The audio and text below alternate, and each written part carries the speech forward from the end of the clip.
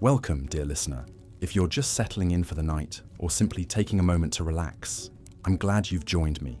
Before we begin our journey back to the days of ancient Rome, reflecting on the brutal lives of slaves in that time, I'd love to know where in the world you're tuning in from and what time of day it is for you.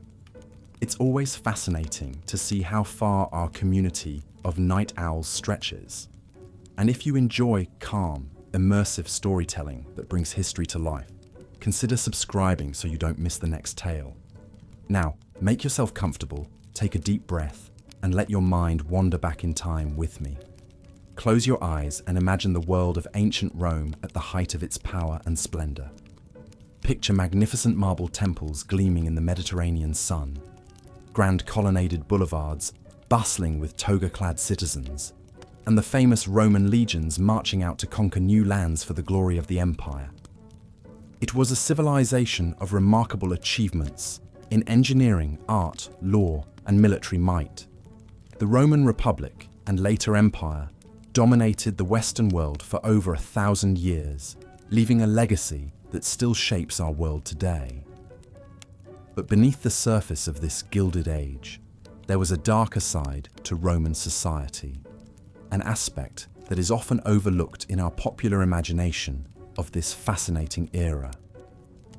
You see, the glittering achievements and lavish lifestyles of the Roman elite were only made possible by the backbreaking labor of a huge but largely invisible population, the Roman slaves. It's estimated that during the late Republican and early Imperial eras, a staggering 1 in 3 people in Italy was a slave. In the city of Rome itself, that proportion was even higher, with up to 40% of the inhabitants living in bondage. These millions of enslaved men, women, and even children toiled in wretched servitude with no rights or freedoms of their own. They were viewed as mere property, living tools that existed only to serve their masters' whims and needs. Slaves powered every aspect of the Roman economy, from agriculture to mining, construction to cottage industries, and domestic service to civic duties. But who were these slaves? Where did they come from? What were their lives really like? And how did their often forgotten stories intertwine with the titans of Roman history we still remember today? Figures like Cicero, Spartacus, and Caesar. These are the questions we'll explore together in this journey through the harrowing and little-told world of Roman slavery. It's a side of ancient Rome that's rarely depicted in the epic films or popular novels about the era, but one that profoundly shaped the Roman experience for slave and citizen alike. As we delve into the cruel realities and surprising complexities of this system, we'll meet some of the individuals, both named and nameless, who endured this existence. We'll see how slavery seeped into every corner of Roman life and how it left an indelible mark on the empire and its successors. So, take another deep breath and let us step back into the sandaled footsteps of the Roman slaves.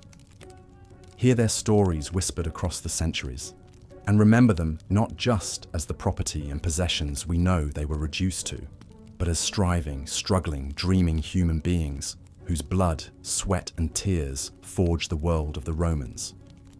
The sheer scale of slavery in ancient Rome is staggering to contemplate. During the late Republican and early Imperial eras, the Italian heartland of the Roman state was home to some 6 to 7 million slaves. On the peninsula of Italy, a shocking 1 in 3 people was a slave, and in the great metropolis of Rome itself, the proportion was even higher. Up to 40% of the city's inhabitants were enslaved. To put those numbers into perspective, at the height of slavery in the United States before the Civil War, around 12.5% of the population was enslaved. In ancient Rome, that percentage was more than 3 times higher. Slavery was not a peripheral phenomenon. It was woven into the very fabric of Roman society and the Roman economy. So where did all of these slaves come from? The origins of Rome's enslaved population were as diverse as the Roman world itself. Many were unfortunate captives taken as spoils of Rome's incessant wars of conquest.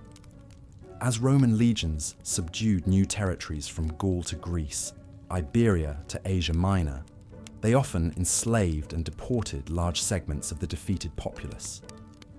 In one notorious example, when Rome finally vanquished its great North African rival Carthage in 146 BC, as many as 50,000 Carthaginians were taken prisoner and sold into slavery.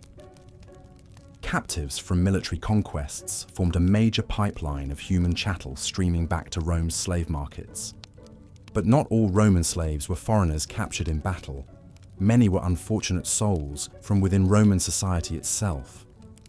The children of slaves automatically inherited their parents' servile status, creating an ever-expanding supply of homeborn slaves. Abandoned and unwanted infants, particularly girls, were often taken in and raised as slaves.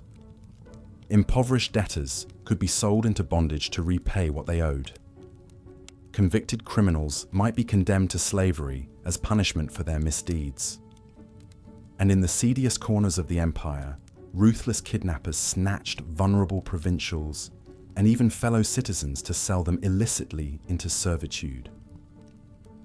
All of these streams flowed into a vast slave trade that treated human beings as just another commodity to be bought, sold, and exploited. Slaves were traded from the far corners of the empire to the Roman heartland in Italy, or shuttled between Roman territories. At its peak, the Roman slave trade was a lucrative and far-reaching enterprise, with major slave markets operating in cities like Ephesus, Delos, and of course Rome itself. These markets were brutal bazaars where human souls were haggled over no differently than cattle or clothing. Slaves were assessed with humiliating scrutiny, their teeth checked, their muscles prodded, and their naked bodies examined for defects. Prices varied based on a slave's age, beauty, talents, and place of origin. A female slave from Greece, considered more refined and desirable, might sell for 2,000 sestertii, while a male labourer from Gaul could fetch half that price. But no matter where they came from or how they fell into servitude, all slaves shared the same wretched legal and social status in Roman society. In the eyes of Roman law, slaves were property, not people.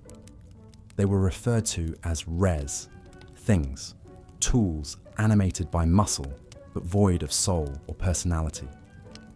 As the Roman jurist Gaius wrote in the 2nd century AD, slaves are in the power of their masters, a power recognized by the law of all nations. For all nations alike can see that masters have the power of life and death over their slaves. This meant that Roman slaves had no rights of their own. They could not legally marry, have families, own property, or even worship as they chose without their master's permission. They had no protection from physical or sexual violence inflicted by their owners. A slave's body, mind, labor, and even life belonged entirely to their master, a trauma and tragedy endured by millions of souls over centuries of Roman domination. So, as we continue to explore the harrowing existence of Roman slaves, keep in mind the sheer scope and diversity of this subjugated population. Theirs was not a monolithic experience, but rather a kaleidoscope of suffering, resilience, and sometimes even surprising agency within an institution of utmost cruelty. In our modern world, it is difficult and disturbing to fully comprehend this kind of systematized dehumanization, sanctioned by custom and law. But for much of Rome's long history, the oppression and exploitation of a huge enslaved underclass was not only accepted, it was fundamental to the glory and grandeur of Roman civilization itself. So with that sobering perspective in mind, let us now trace the footsteps of these Roman slaves as they toiled and endured across an empire built on their scarred backs. We'll begin in the bustling streets of Rome's great cities, where urban slaves labored in the households of the mighty and powerful. Stay tuned. Let us return now to the countryside, where a different sort of hardship awaited those slaves unfortunate enough to be sent to the fields and pastures. Here, On the great agricultural estates known as latifundia, armies of men and women toiled from sunrise to sunset under the watchful eye of overseers. The latifundia were massive plantations, some spanning thousands of acres, which produced the grain, fruit, wine, and livestock that fed burgeoning cities like Rome. They were factories of exploitation, squeezing wealth from the land on the backs of captive laborers. By the 1st century AD, these estates had swallowed up huge swaths of fertile land in Italy, relying on chains of enslaved workers rather than small farmers or tenants. Imagine the plight of an agricultural slave, rising before dawn in a barracks with dozens of others, eating a paltry meal of porridge or stale bread. Then it was out to the fields to begin the long day of ploughing, sowing, weeding, and harvesting, broken only by a brief midday rest, if that. The work was backbreaking, the days interminable. There were no weekends, no holidays, no relief save for a few religious festivals honoured by all but the cruelest masters. Slaves in the fields faced constant threats and abuse from the overseers and vilica, or estate managers, who demanded ceaseless productivity. These supervisors, often slaves themselves, were notoriously brutal, doling out beatings and lashings for the slightest disobedience or slowness, or sometimes simply for cruel pleasure. The Roman agronomist Columella coldly advised masters that farm slaves must be forced to work so that they are tamed by drudgery, and fits of obstinacy and rebelliousness must be prevented. Life on the latifundia ground men and women down to a stub, working them mercilessly as long as they were productive, then casting them aside when they were spent. The Roman elder Cato, famous for his ruthlessness, counselled selling off old and infirm slaves rather than wasting money on their upkeep. For these wretches, after a lifetime of labour, there was often no kinder fate than being abandoned to beg on the streets or die quietly in a ditch. As with slavery everywhere in the Roman world, living conditions for agricultural workers were generally squalid and degrading. Slaves were housed in cellars, barns, or cramped dormitories, men and women crowded together with little privacy or comfort. They were given only the coarsest food and clothing, as much as was needed to keep them productive, but nothing more. Archaeological evidence shows that slave skeletons often bear the marks of chronic malnutrition and repetitive stress injuries. But amid all this suffering, there was still a fiercely stubborn spark of humanity that refused to be extinguished. We can see it in the story of Spartacus, the Thracian gladiator turned slave who would shake the Roman world with a massive rebellion. Sometime around 73 BC, Spartacus and some 70 fellow gladiators seized weapons from their training school in Capua and seized their freedom, forming a ragtag army of escapees that swelled to 120,000 men at its height, defeating legion after legion sent to crush them. For 2 years, Spartacus's slave horde rampaged up and down the Italian peninsula, liberating tens of thousands of agricultural slaves to join their ranks, plundering estates and towns as they went. Plutarch tells us that Spartacus was a strategically brilliant commander who led his men to victory in no less than 9 battles against the legions. He claims that Spartacus wished to lead his army over the Alps, to disperse to their homelands in Gaul and Thrace, but was overruled by followers who wished to continue the pillaging. Regardless, Roman resolve hardened, and the rebels were finally cornered and crushed by the general Crassus in 71 BC. Some 6,000 survivors were crucified in a grisly spectacle along the Appian Way. But Spartacus's astonishing rise from slave to king of insurgents, albeit brief, was a reminder of the human spirit that still struggled against oppression, even in the darkest hour. For a happier tale, we might consider Tiro, the personal scribe of the great orator Cicero. Born a slave sometime around 100 BC, Tiro was clearly a brilliant man.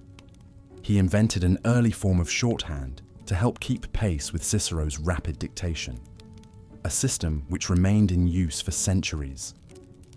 Over decades of devoted service, he became Cicero's indispensable aide, researcher and editor, playing an unsung role in many of the speeches that made his master famous.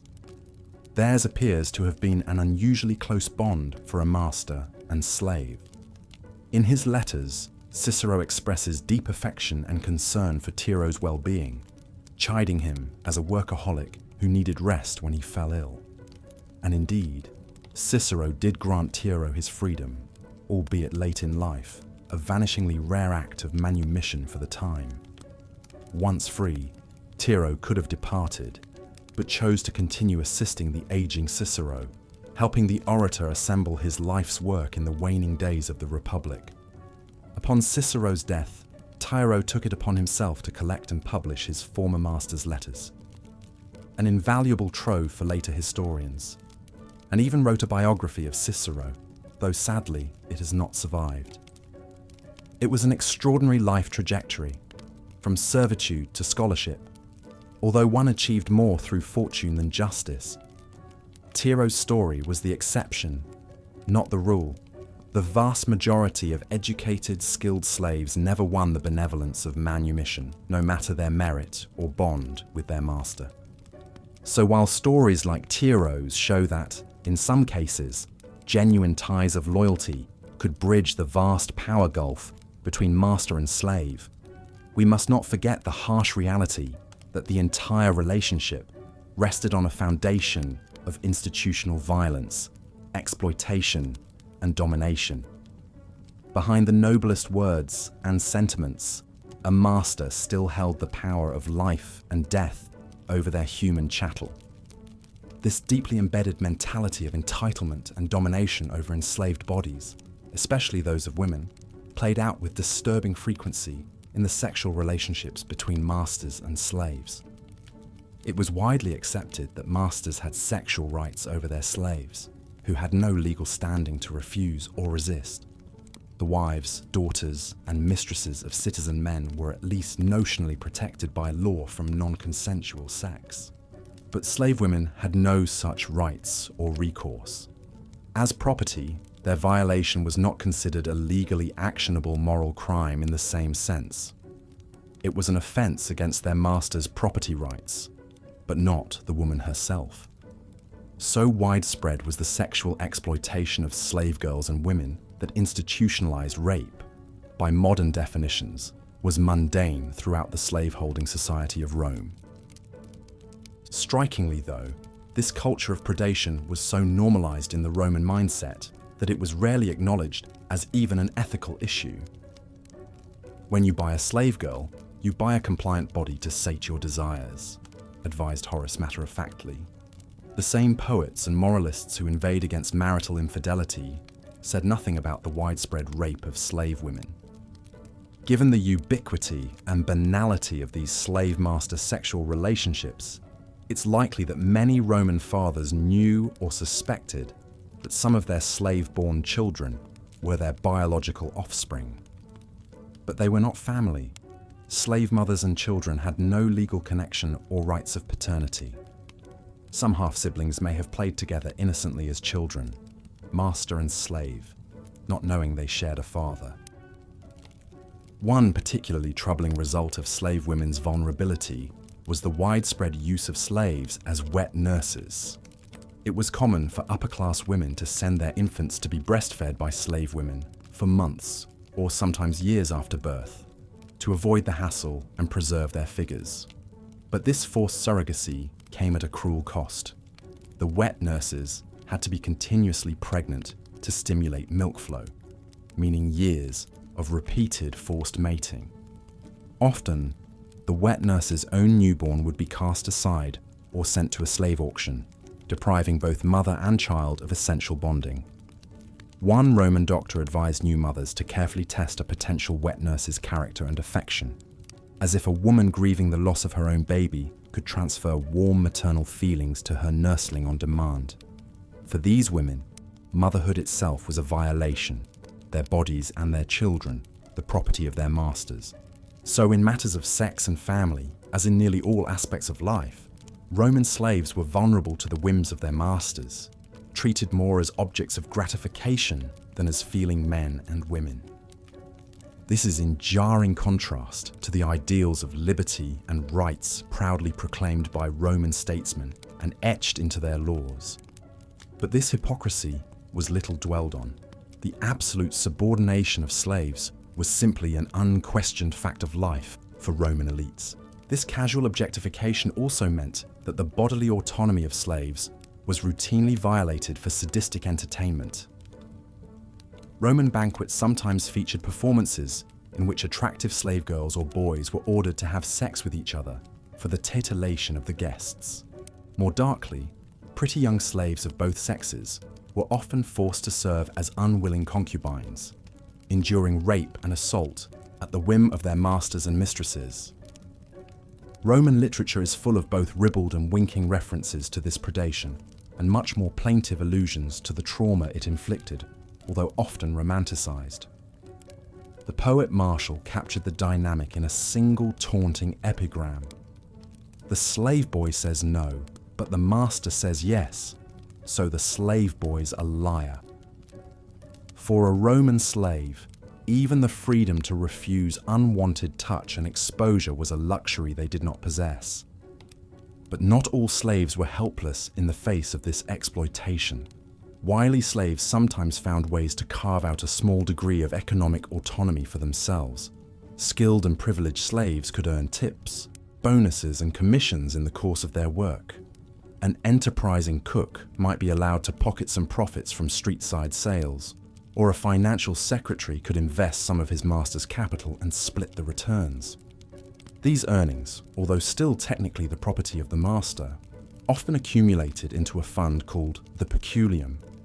Over years, a diligent slave could amass a substantial peculium nest egg in coins, jewelry, fine clothing, and other portable valuables. This gave them a small taste of economic agency denied to most of their fellow slaves. They could save up to buy their own freedom, ransom loved ones, or simply hoard a reserve of creature comforts. Of course, it all still belonged to the master, who could confiscate the peculium at any time on a whim. But many masters allowed favored slaves this indulgence, a small incentive for loyalty. One such example was Mucius, a slave of the wealthy Caecilius Jucundus in Pompeii. Through his work as the master's business agent, making loans and collecting debts, Mucius accrued a substantial peculium over the years.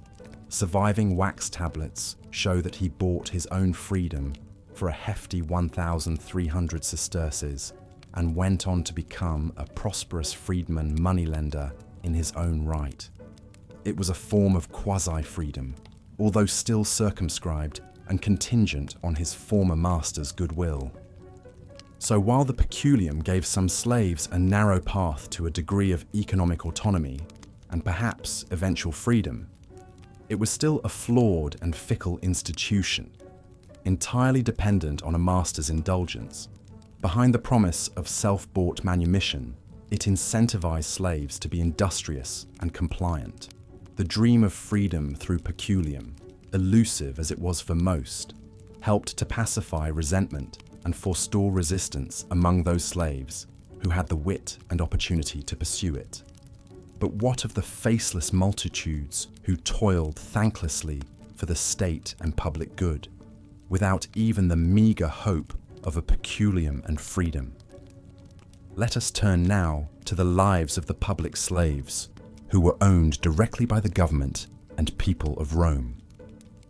The life of a Roman slave was one of unrelenting hardship and toil, their humanity stripped away by a cruel institution that treated them as mere property.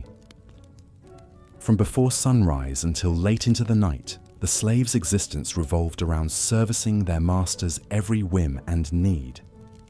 In the countryside, armies of agricultural slaves tended the vast latifundia estates that spread across Italy and the provinces. These plantation slaves faced the most brutal conditions of all.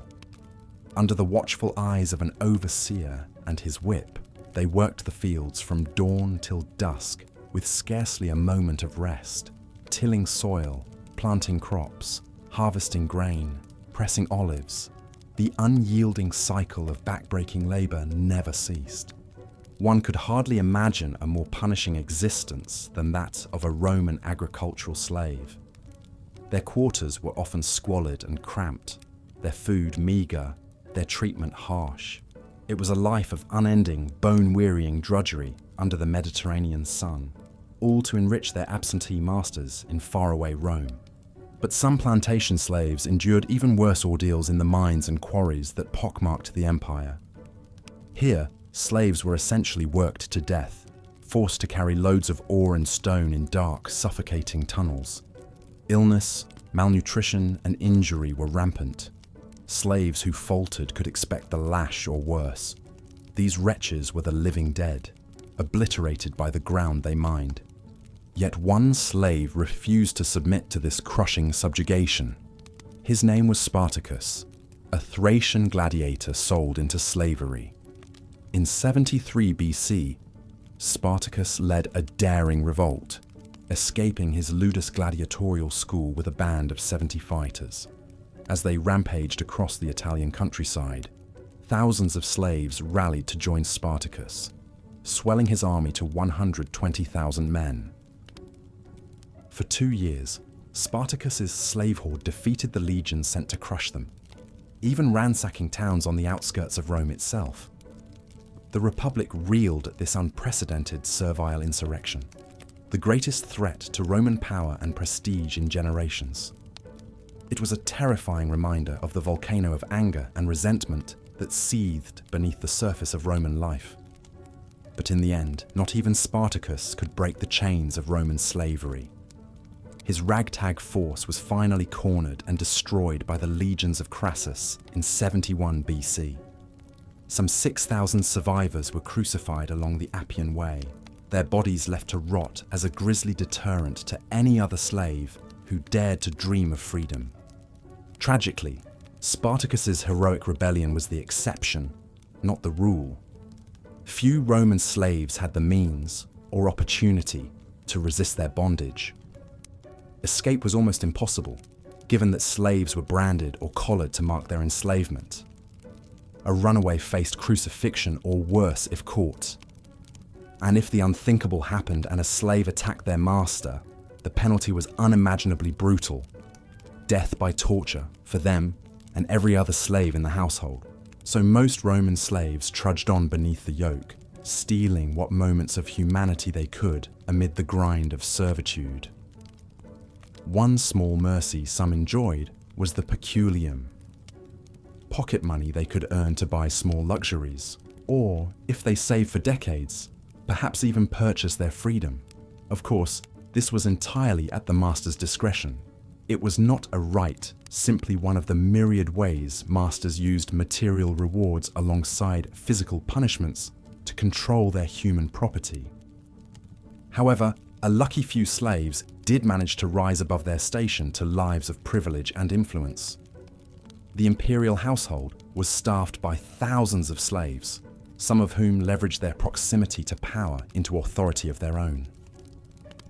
Perhaps the most stunning example was Cleander, a Phrygian slave who entered imperial service during the reign of Commodus. Through ruthless ambition, Cleander gained the trust of the unstable emperor, who appointed him Praetorian Chamberlain, the administrator of the imperial household. In this role, Cleander became the most powerful man in Rome after the emperor himself, using his total control over access to Commodus to sell government posts to the highest bidder. He accumulated a fortune in bribes and extorted the aristocracy at will, protected by the favor of the mercurial Commodus. For a former slave to wield such immense unchecked power was galling to the old patrician elite. But Cleander was untouchable, until a grain shortage in 190 AD caused the Roman mob to riot, demanding his head. Knowing his regime depended on the whims of the masses, Commodus reluctantly sacrificed Cleander to the mob, who tore the former slave chamberlain to pieces. A grim reminder that even the most powerful freedman was never truly free of his servile origins. Cleander's story was a rare exception in a world where manumission was vanishingly uncommon. Perhaps the best a Roman slave could hope for was to serve in the household of a learned master, one who appreciated intelligent slaves to assist in intellectual pursuits. Such was the life of Marcus Tullius Tiro, the personal secretary of the great orator Cicero. Tiro was an exceptionally gifted slave, so much so that Cicero entrusted him with transcribing and editing his speeches and correspondence. He was said to be the inventor of Latin shorthand, a system so innovative it remained in use for centuries. Tiro served Cicero faithfully for decades, acting as combination secretary, researcher, and confidant to the eminent statesman. Yet despite his remarkable abilities and closeness with Cicero, Tiro remained a slave for most of his life, a living testament to slavery's grip on even the most enlightened Roman minds. It was not until 53 BC, when Tiro was already in his 50s, that Cicero finally freed him. And even then, this manumission was as much a business transaction as an act of altruism. By freeing Tiro, Cicero was able to use him as literary executor to publish his unfinished works. Tiro's long road to freedom reveals the immense psychological trauma inflicted by Roman slavery. To be a slave was to have no sense of self-determination, no right to family or personal integrity. It meant internalizing your own inhumanity and subordinating your will to the caprices of another. The profound psychic scars slavery inflicted could last a lifetime, even for the fortunate few who gained their freedom. And those invisible wounds compounded the very visible brutality that Roman slaves faced every day. Slaves were beaten and flogged for the most minor infractions, burned with hot irons, even maimed and mutilated. The most sadistic masters invented perverse tortures for slaves who displeased them, like the aristocrat Vedius Pollio, who infamously fed disobedient slaves to the lampreys he kept in his villa's garden pond. Under Roman law, a slave's testimony was only admissible in court if extracted under torture, rendering them vulnerable to horrific questioning tactics. Some were sent to the dreaded ergastulum, private dungeons on wealthy estates where rebellious slaves were shackled and punished with impunity, hidden from the eyes of Rome's authorities. The ever-present threat of violence, physical violation, and death at the hands of one's master was the ultimate expression of the slave's non-humanity under Roman law and custom. A slave was, as Aristotle coldly put it, a living possession, a tool with a soul. This soulless calculus lay at the heart of Roman slavery. It was a monstrous institution that devoured the minds, bodies, and dignity of millions, fueling the glory of Rome with their blood and sweat and tears. An economic and psychological juggernaut upon which much of the empire was built.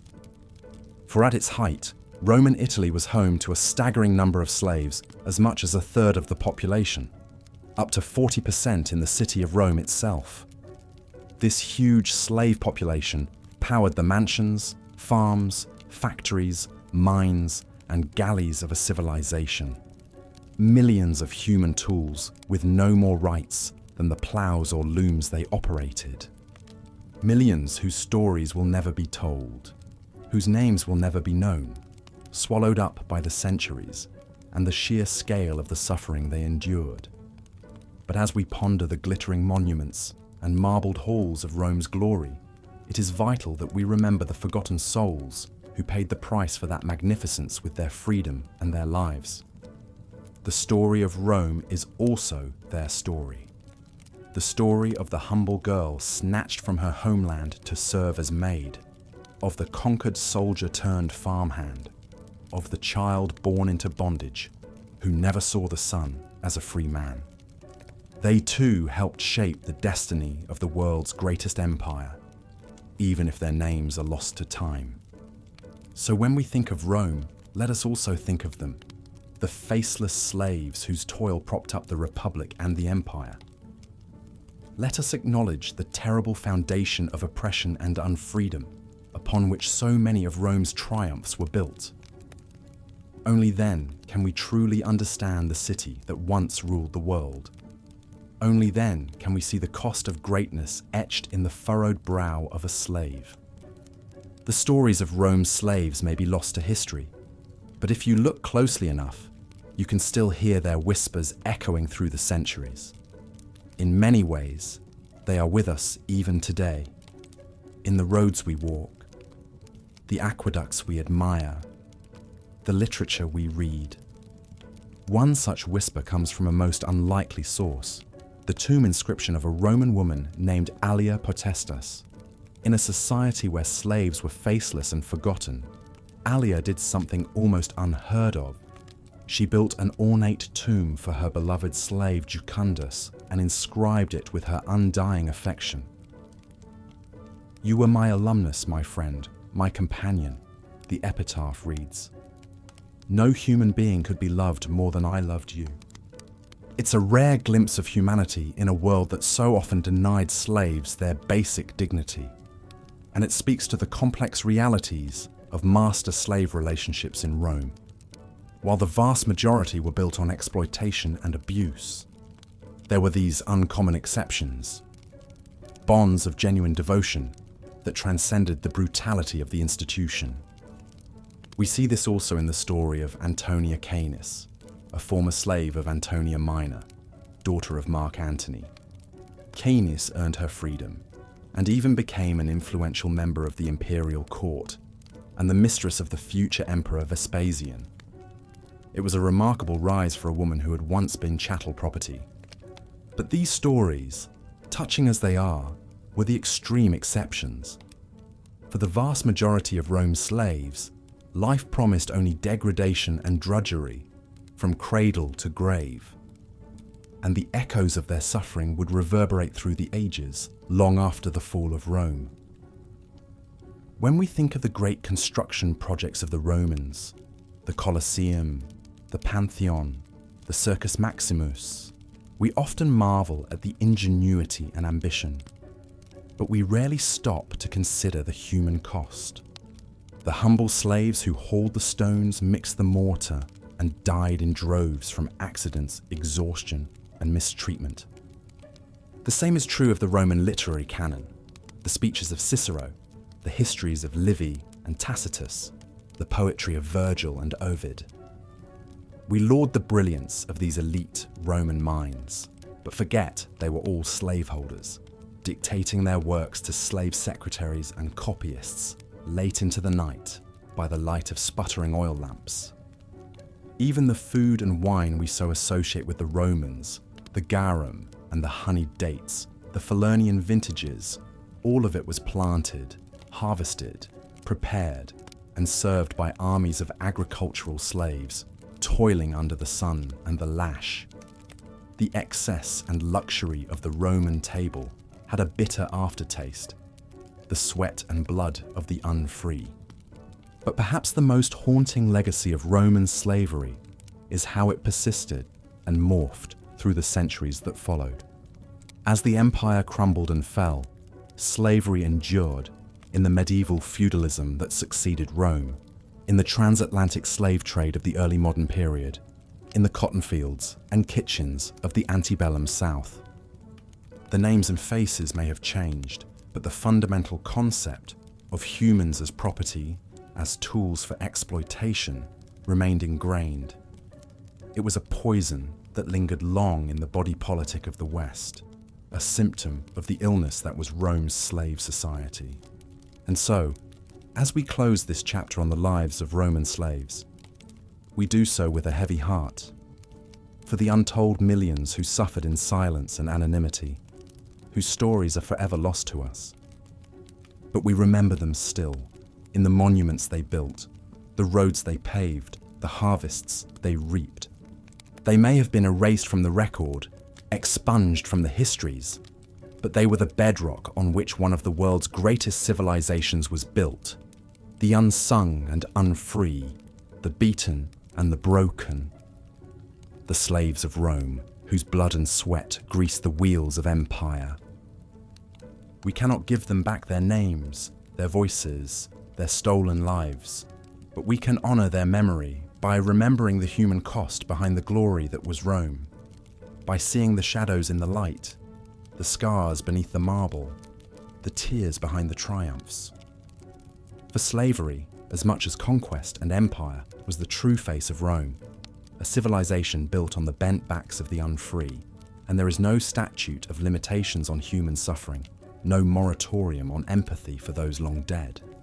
So let us spare a thought for those forgotten slaves across the long centuries, the ones who lived, struggled and died at the whim of their masters, the ones who dared to imagine freedom in a world of bondage, the ones who built the eternal city, brick by brick and block by block, with hands that were never their own. Theirs is a ghost story, a tale whispered in the silences of history. But if we listen closely enough, we can still hear them, in the stones of the Forum, the echoes of the Appian Way, the dust of the Colosseum. They are with us even now, the slaves of Rome, invisible but ever present, unsung but unforgotten.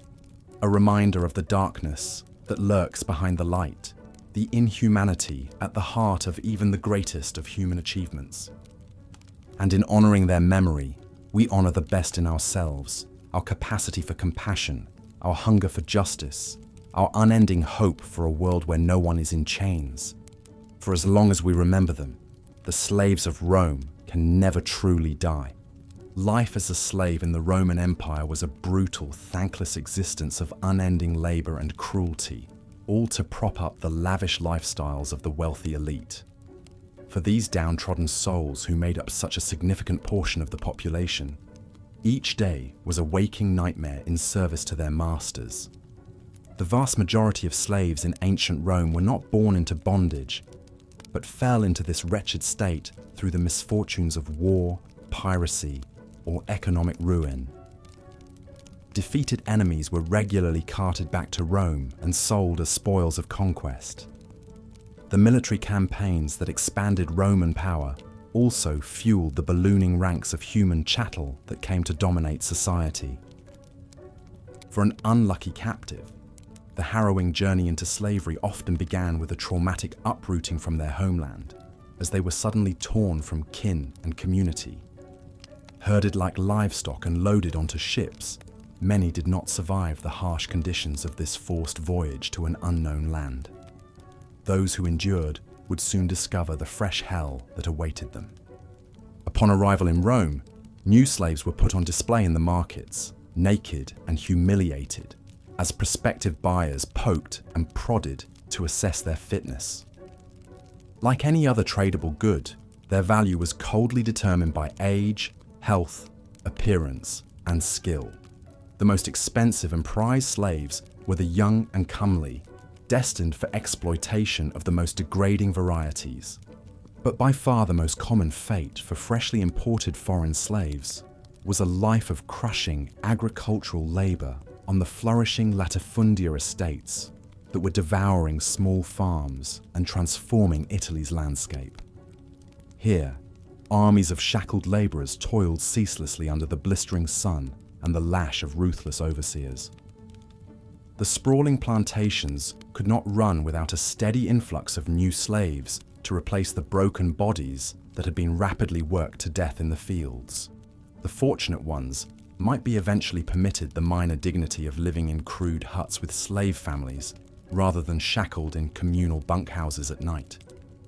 But any perceived infraction or hint of disobedience invited brutal whippings and abuse from the ever-present overlords. Not all agricultural slaves faced such unrelenting misery, however. Tiro, the longtime slave of the renowned statesman Cicero, was permitted to work indoors as a secretary and scribe at his master's rural estate. Tiro's remarkable intellect and inventiveness even led him to develop an early system of Latin shorthand to aid in his clerical duties, an innovation that would long outlive his bondage. Indeed, it was the rare educated slaves like Tiro who might taste some reprieve from the grind of manual labor and enjoy largely indoor roles as tutors, clerks, or craftsmen. But these relatively privileged positions were few, and even elite slaves like doctors and accountants could be cast down into drudgery at the master's whim. Yet for all their hardship, the life of a rural slave was in some ways preferable to the claustrophobic, isolated existence of the urban house slave. Confined to the master's walls and forever on call, domestic slaves were on duty for nearly every waking hour, with only snatches of rest. Before dawn, they rose to prepare the household for the day, cleaning, cooking, serving, and attending to the family's every need well into the night. The educated slave Epictetus described the tragedy of the house servant's plight, always at the beck and call of tyrannical masters, and never in control of their own time or person. Is it nothing to be beaten, to be reviled, to be shut out of doors, to be treated worse than the dog? He lamented. But some household slaves did form close bonds with the master's family, particularly those involved in child rearing. The pedagogue was a slave tutor entrusted with overseeing the moral and intellectual education of the master's children, a role of significant responsibility and delicacy. Likewise, the nutritor or nanny was a slave woman charged with nursing and nurturing her owner's offspring, often at the cost of being separated from her own children. These intimate slaves walked a perilous line, always at risk of displeasing their mercurial masters through some inadvertent misstep or perceived failing with the children.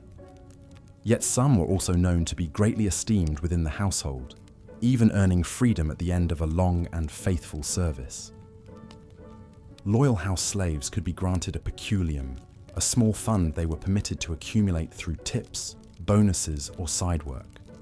Many saved for years, dreaming of someday purchasing their freedom. But manumission was exceedingly rare, and a slave's possessions always ultimately belonged to the master. The sliver of autonomy represented by the peculium could be snatched away at any time. Much rarer still was the act of freeing a slave out of genuine affection or regard. Cicero did eventually manumit his beloved secretary Tiro after decades of close collaboration and companionship. The elderly scholar was even said to have wept and embraced Tiro upon finally granting him freedom. So deep was their mutual fondness. But such sentimental acts were the exception rather than the rule in a society that viewed slaves as living tools without human dignity. Far more common was the callous sexual exploitation of vulnerable house slaves by their lecherous masters. Slave boys, and young women in particular, faced the constant threat of sexual assault and abuse. Comely girls purchased solely as concubines were euphemistically known as mistresses, but in truth, they were sex slaves subject to the cruel appetites of their owners. So ubiquitous was the sexual abuse of house slaves that one Roman wife famously quipped that the only way to ensure fidelity in this city is to people your house entirely with ugly slaves. But even the lowliest drudge might catch a twisted master's eye. The sense of total domination over another's body was a dark need some slave owners were all too eager to indulge. This depraved entitlement was exacerbated by the extreme youth of many domestic slaves. It was not uncommon for children as young as 7 to be auctioned off and thrust into a life of servitude. The pliant young were seen as more tractable and less prone to defiance. So no age was too tender to be ground under heel by an all-powerful master. One of the most disturbing tales of a Roman's cruelty towards his adolescent slaves comes down to us from the famed biographer Suetonius. He recounts how the notorious emperor Tiberius trained a bevy of little fishes.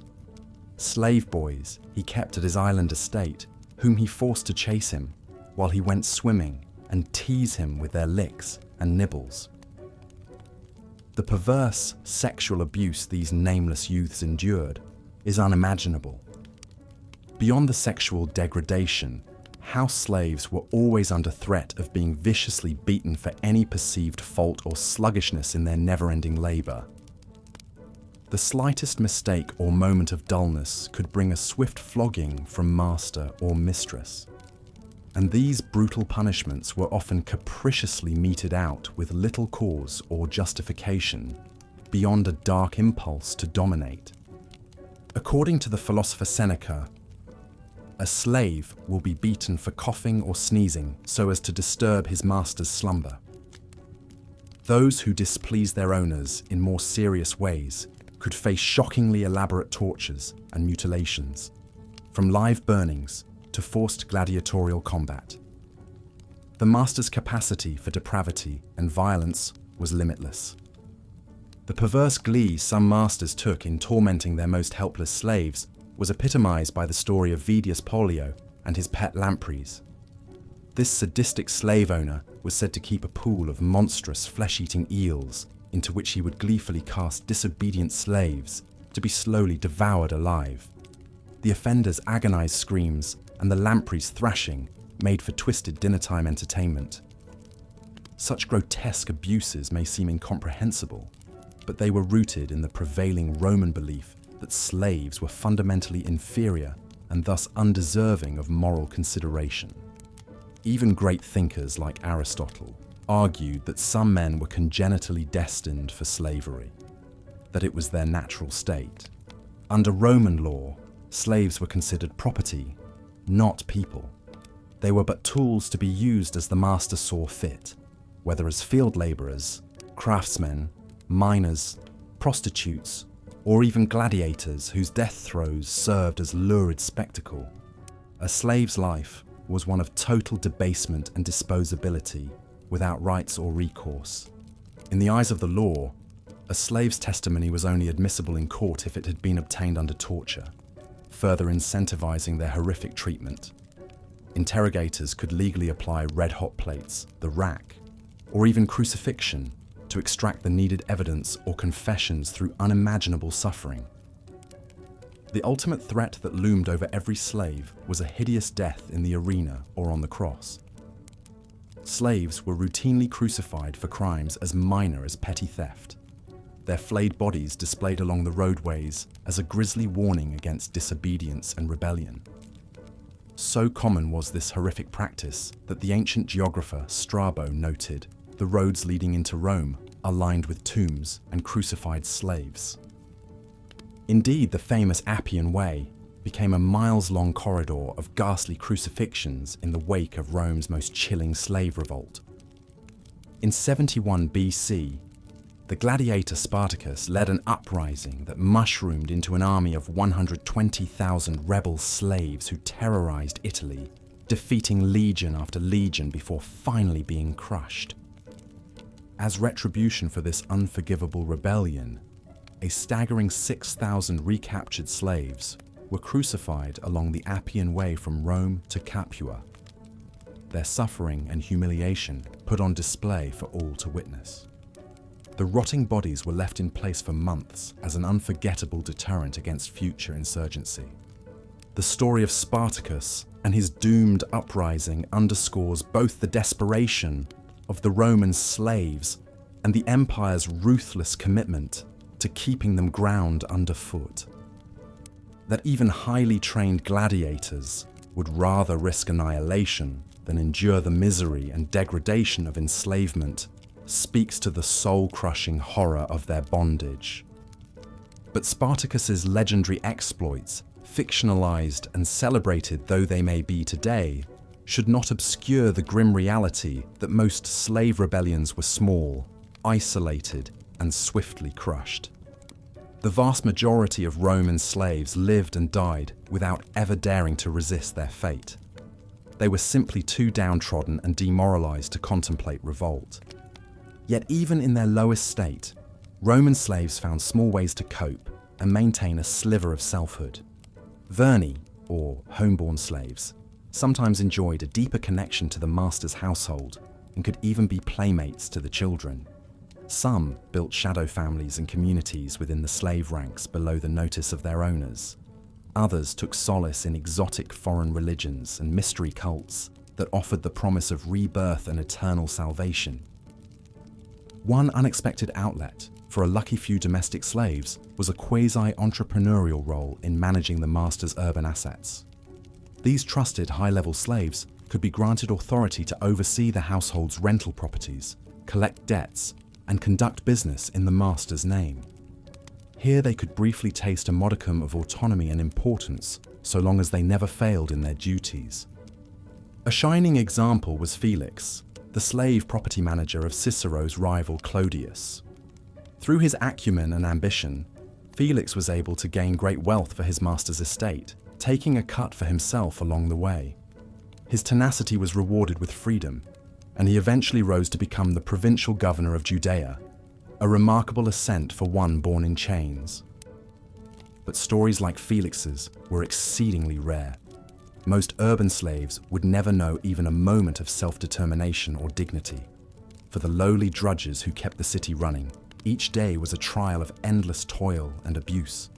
The miners, porters, cleaners, and construction workers had no hope of advancement or reprieve. Consider the faceless slaves who ground their bodies down to build the empire's most glorious monuments.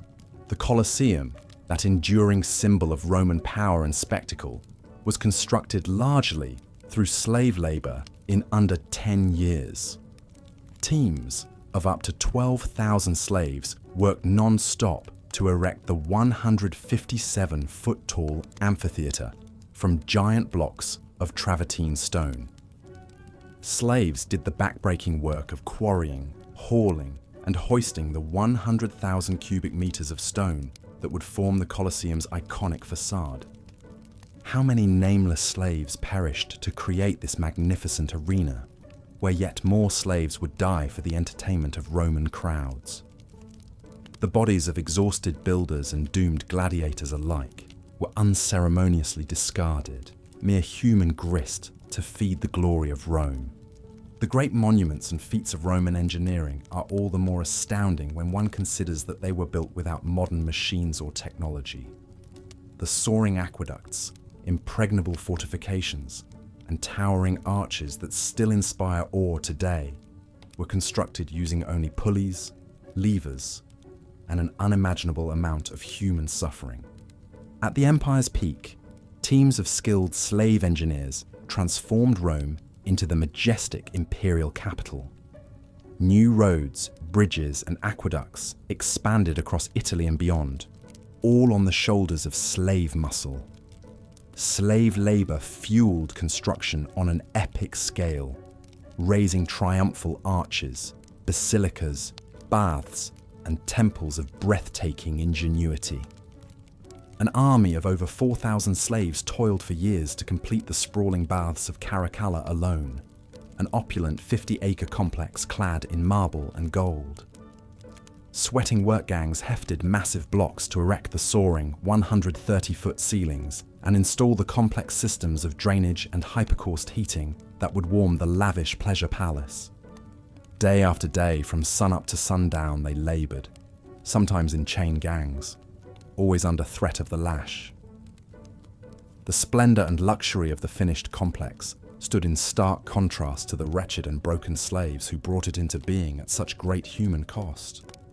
The emperor's official building planners and architects who masterminded these ambitious marvels were sometimes themselves educated Greek slaves.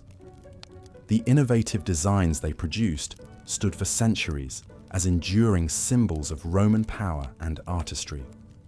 But the true craftsmanship belonged to the anonymous toiling slaves who made their dreams a reality. It is a bitter irony that the ingenuity and skill of these slave laborers helped strengthen and sustain the very empire that kept them oppressed. With every road laid, fort erected, and monument raised, they were unwittingly forging the chains of their own bondage ever tighter. But of course, construction was not the only form of slave labor that maintained Roman dominion. The empire's much-feared war machine was also dependent on slaves both on and off the battlefield.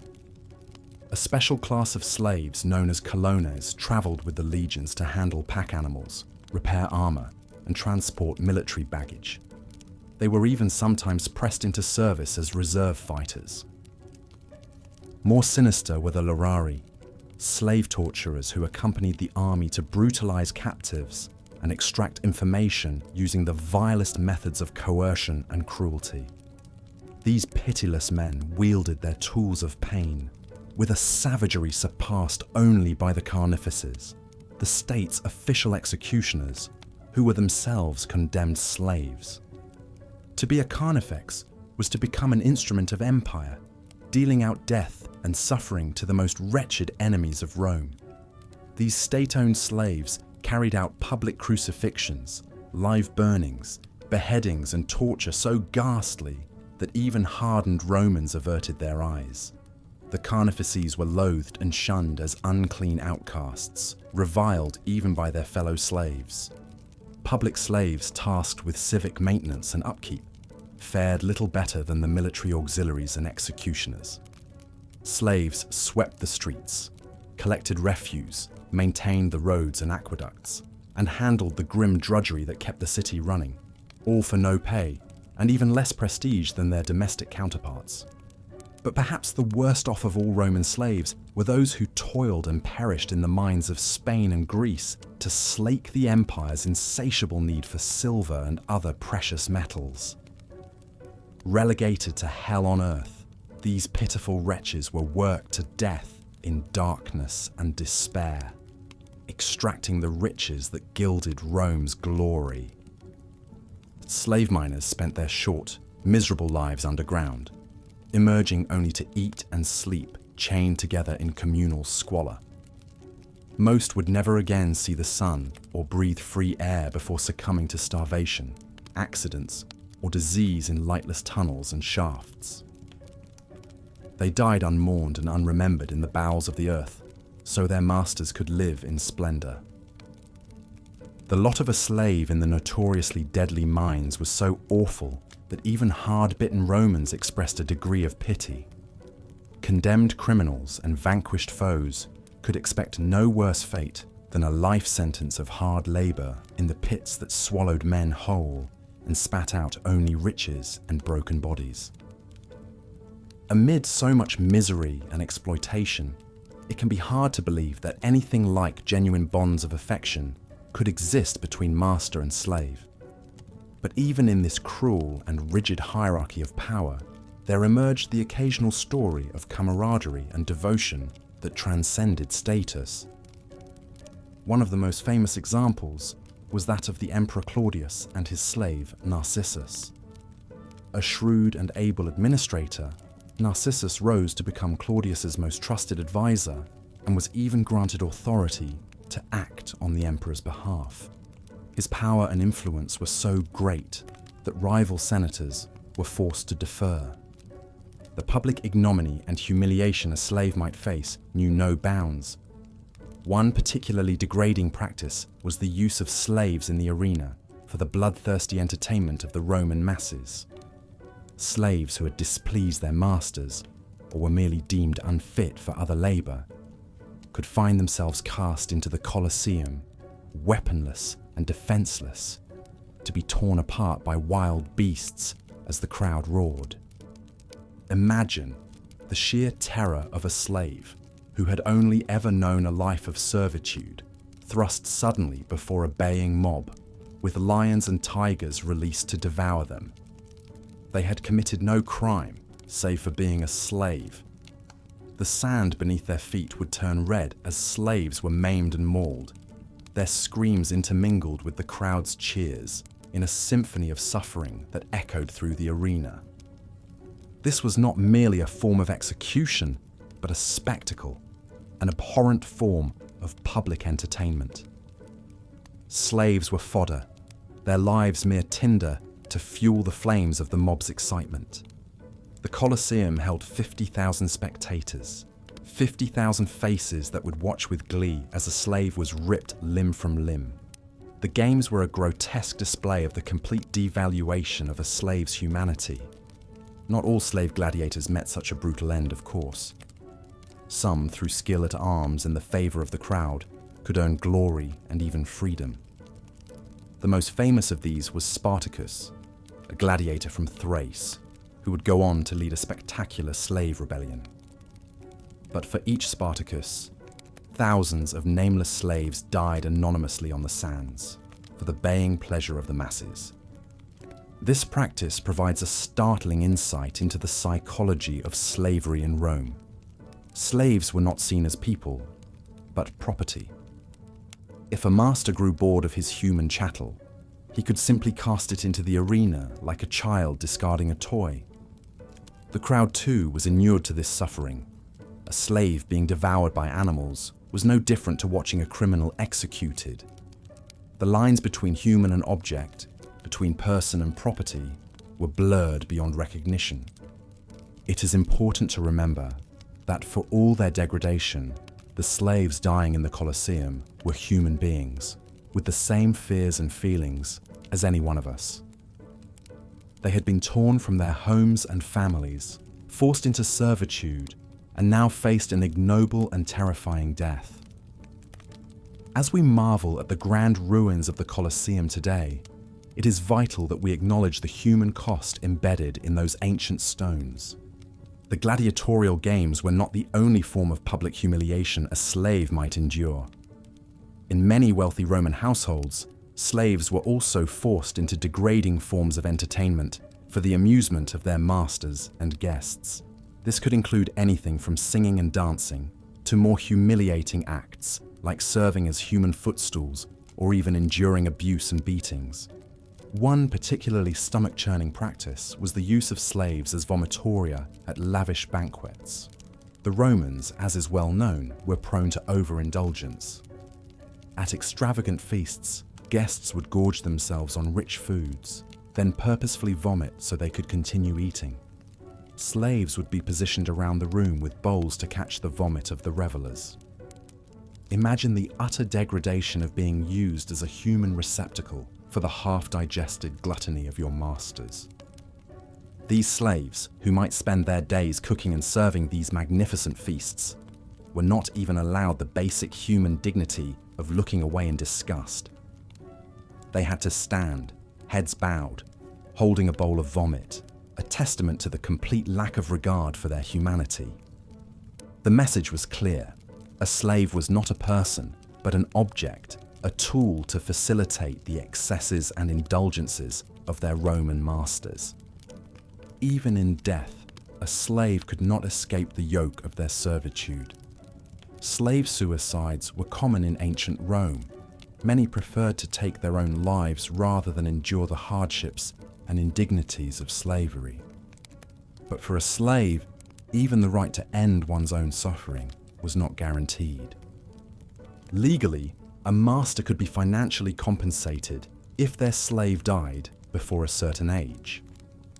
As such, some masters would go to great lengths to prevent their slaves from taking their own lives, not out of any sense of compassion, but merely to protect their investment. A slave who attempted suicide might be chained and tortured as punishment, their despair compounded by the knowledge that even in death, their body was not their own.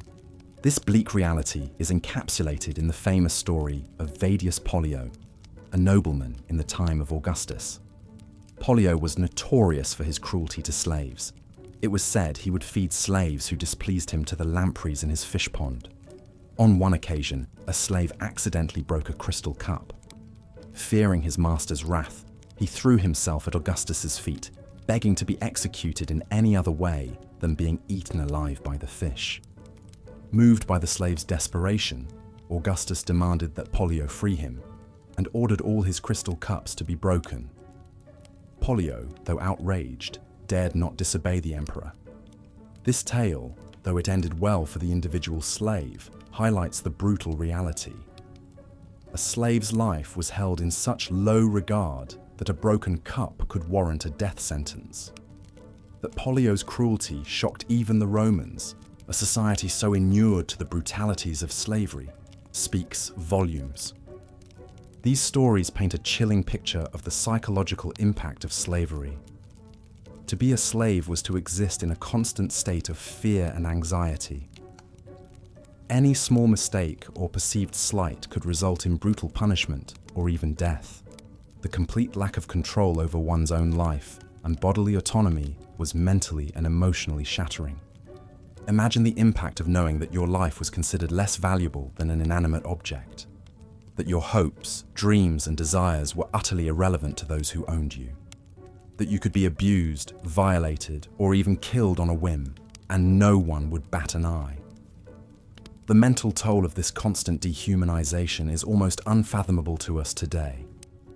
Yet even under these unspeakable conditions, the human spirit endured. Slaves found small ways to resist their bondage, to maintain some shred of autonomy and dignity in a world that denied them both. They formed secret networks and communities, finding solace in shared suffering. They whispered stories and songs of freedom, keeping hope alive in even the darkest of circumstances. Some, like Spartacus, rose up in open rebellion, preferring to die fighting for freedom than live in chains. Others, like Aesop, the famous storyteller, used their wit and wisdom to challenge the very foundations of the system that enslaved them. These acts of defiance, whether large or small, are a testament to the unbreakable human spirit, the inextinguishable yearning for freedom and dignity that lives within us all. As we reflect on the brutality of slavery in ancient Rome, it is important that we remember these stories. The scars of slavery are not just etched into the grand monuments and ruins of Rome, but in the untold stories of resilience and resistance of the enslaved. Every magnificent villa and sprawling latifundia was built on the blood, sweat, and tears of slaves. Every glittering triumph and lavish banquet was made possible by their suffering. The story of Rome is not just one of emperors and generals, of conquests and glory. It is also the story of the nameless, faceless millions who toiled in servitude, whose humanity was denied, but whose labor built an empire. As we marvel at the grandeur that was Rome, let us also acknowledge the darkness that lurked beneath. For only in remembering the brutality of the past can we hope to build a more just and humane future. So ends our exploration of the brutal reality of life as a Roman slave. It is a story of unimaginable suffering, of cruelty and dehumanization on a mass scale. But it is also a story of resilience, of the unbreakable human spirit that endured in the face of unspeakable adversity. As we close this chapter, I invite you to take a moment to reflect on these forgotten lives. The next time you see a grand Roman monument or marvel at the ingenuity of Roman engineering, remember the human cost. Remember the slaves who died in the Colosseum for the entertainment of the masses. Remember those who took their own lives rather than endure another day in chains. Remember the resilience of those who found ways to resist, to maintain their humanity in a world that sought to strip it from them. Their stories are a reminder of the darkness that humans are capable of inflicting on one another, but also of the unbreakable strength of the human spirit. They are a call to vigilance, to ensure that such cruelty is never again tolerated or normalized. And they are an invitation to empathy, to recognizing the humanity in all people, regardless of their station or circumstance. So let us remember the slaves of ancient Rome, and in doing so, recommit ourselves to the ongoing struggle for justice, equality, and human dignity. For in the end, their story is not just the story of Rome, but the story of us all, a reminder of how far we've come and how far we still have to go. Thank you for joining me on this journey through the darkest chapters of Roman history. May we emerge from it with a renewed commitment to the light of compassion, empathy, and justice for all. The plight of public slaves is often overshadowed by the more visible sufferings of domestic servants and farm workers. But these faceless laborers, toiling anonymously for the state, endured some of the harshest conditions of all. Imagine the armies of public slaves who cleaned the streets, maintained the aqueducts, and constructed Rome's magnificent monuments. From the crack of dawn until dusk, they performed back-breaking labor, erecting towering stone buildings and paving roads in the blistering Mediterranean sun. They were the ones who built the gleaming temples, grand basilicas, and triumphal arches that bedazzled the public. yet their contributions went unrecognized and unappreciated. Even worse was the fate of slaves confined to the empire's mines and quarries, ripping lead, silver, gold, and marble from the earth in dark, suffocating tunnels. Worked mercilessly and given the barest sustenance to survive, these wretches rarely lasted more than a few hellish years in such extreme conditions. The riches and glory of Rome, built from the jewels and stone they mined, came at the cost of their miserable lives snuffed out in lonely darkness deep underground. Some public slaves held roles that made them hated and feared by the populace and other slaves alike. The carnifices, state executioners, and torturers were universally loathed for their grim, blood-stained work. Although they wielded a degree of power and influence, these slaves were still shunned as the lowest of the low, their humanity tarnished by the brutalities they inflicted on others. Many a free Roman shuddered at the thought of falling into the hands of these emperor's butchers. But within the imperial household, a public slave could rise to astonishing power and influence. The emperors relied on a vast staff numbering in the thousands to manage their sprawling estates and attend to their every need. At the height of the empire, it's estimated that 20,000 slaves and freedmen served the imperial family. The most capable and clever of these slaves could amass substantial authority and wealth as the emperor's right-hand men. One such figure was Cleander, a Phrygian slave who became the chamberlain and most trusted advisor of Emperor Commodus in the late 2nd century AD. Through cunning and ambition, Cleander worked his way up from humble servitude to controlling access to the emperor, selling public offices and rich appointments for exorbitant bribes and ruling Rome as the power behind the throne. For a decade, Cleander dominated the imperial court, eliminating rivals and amassing a fortune to rival the emperors. He was said to own estates all over the empire, worked by 20,000 of his own slaves. His influence and arrogance grew so immense that when Rome was racked by famine, the people blamed Cleander's corruption and incompetence. In AD 190, with the capital on the brink of riot, Commodus had no choice but to order his once indispensable chamberlain beheaded to appease the mob. Cleander's dizzying rise from slave to de facto ruler and his sudden downfall illustrate both the potential for advancement and the precariousness of life in the emperor's service. Even the most powerful of imperial slaves enjoyed their status at the ruler's whim. All it took was a snap of the imperial fingers to send even the mightiest slave to the scaffold. But for the faceless thousands of public slaves who kept the city and empire running, there was no such opportunity or hope for advancement, only endless toil and anonymity. They were the ones who built Rome, but were never recognized. The gleaming stones of the Forum and Colosseum might as well have been mortared with their blood, sweat, and tears. Consider for a moment the human cost behind the glorious facade of imperial Rome. Everything the Romans took for granted, from the roads they walked on to the buildings they marveled at, was the product of slaves' agony and labor. The might, power, and splendor of Rome was literally built on their backs. Yet we rarely hear their stories or learn their names. At best, they appear as footnotes of history or as bit players in the lives of the great and powerful. The stories of slaves like Cleander are vanishingly rare. Most labored, suffered, and died in obscurity, without leaving any mark or memory for posterity. We can only imagine their struggles and sacrifices that made the grandeur of Rome possible. So the next time you picture the Rome of gleaming marble, of awe-inspiring monuments and engineering marvels, pause for a moment to reflect on the faceless, unnamed slaves whose blood and toil raised it all from the earth. Their pain may be unrecorded and their stories untold, but their lives form the invisible foundations of history. Just as harrowing as the plight of public slaves was the treatment and punishment meted out to those who displeased their masters.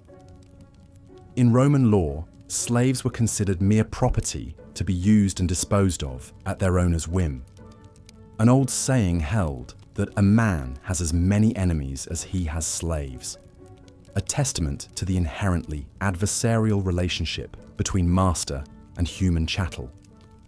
To keep their slaves docile and obedient, Roman masters had no compunctions against inflicting vicious cruelties and demeaning punishments. Flogging with whips was a universal disciplinary tool, with slaves beaten mercilessly for the slightest perceived offense or infraction. Some masters took pride in devising ever more sadistic and creative tortures to cow their human property into submission. One of the most depraved was Vedius Pollio, a wealthy friend of Emperor Augustus, who devised a singularly chilling method for executing troublesome slaves. Whenever one displeased him, Pollio would have the unfortunate wretch tossed into a pool of ravenous lampreys to be devoured alive. The lampreys were a kind of jawless fish resembling eels, known for their razor-sharp teeth. The gruesome sight of the thrashing, screaming slave being shredded and picked clean by the swarming, blood-frenzied creatures was said to thrill Pollio immensely. According to the biographer Seneca, Emperor Augustus himself once dined at Pollio's villa when a slave attending the feast accidentally broke a crystal drinking glass. The terrified servant fell to his knees begging for mercy, but Pollio coldly ordered him thrown to the lampreys. Shocked by this cruelty, Augustus intervened and spared the boy's life, then commanded all of Pollio's crystal glasses smashed to punish his arrogant sadism. But for all his power, even the emperor could not compel Pollio to free or spare his slaves. That was a master's sacred right. Just as common as beatings was the Roman practice of branding slaves with red-hot irons as a mark of ownership and a punishment. The poet Martial quipped that a man whose face is more branded than a tattered manuscript was undoubtedly a slave. The excruciating mutilation served the dual purpose of permanently disfiguring a slave for easy identification, while also inflicting such searing agony that it shattered the spirit. Many slaves had their foreheads seared with the letters FUG for fugitivus, runaway, a common offense that struck terror into every owner's heart. For slaves accused of more serious transgressions like theft, assault, or rebellion, crucifixion was the ultimate penalty. This unspeakably agonizing and protracted death involved nailing or binding the victim to a wooden cross and leaving them to suffer for days as a public spectacle. Crucifixion sent a chilling message to other slaves about the futility of resistance and the omnipotence of Roman power. So frequent was this ghastly practice that the great slave rebellions which shook Rome were inevitably followed by mass crucifixions. In 132 BC, at the end of the First Servile War in Sicily, 20,000 defeated slaves were crucified. A century later, after Spartacus's famous uprising was crushed in 71 BC, 6,000 rebellious slaves were crucified along the Appian Way. For miles on end, thousands of crosses bearing mutilated bodies stretched from Rome to Capua, a grisly, unending avenue of agony and death. Even more dreaded than these punishments was the ergastulum, a private underground dungeon found on many Roman estates, where disobedient slaves were imprisoned and worked in chains as a form of living death. Emaciated, scarred, half-mad from deprivation and abuse, the wretches consigned to the ergastulum represented the true underclass of this slave society. Reviled and abandoned by all, few lasted long in that fetid darkness before succumbing to despair or disease. To be a slave in Rome was to exist under the constant shadow of violence, to know that one's body and will could be broken on a whim. It's little wonder that many chose to end their own lives rather than endure such torment, or embarked on desperate bids for freedom that almost inevitably ended in even worse suffering. The rare tales of successful resistance and escape only underscored the near impossibility of breaking one's bonds. Through the busy streets of Rome, a discreet sedan chair wove its way towards one of the city's grandest villas. Inside, a wary slave named Felix clutched a set of wax tablets that could change his life forever. He was carrying a top-secret message from his master, the wealthy senator Aulus Valerius Flaccus. Just hours earlier, Felix had been roughly shaken awake before dawn by the master's son, Publius.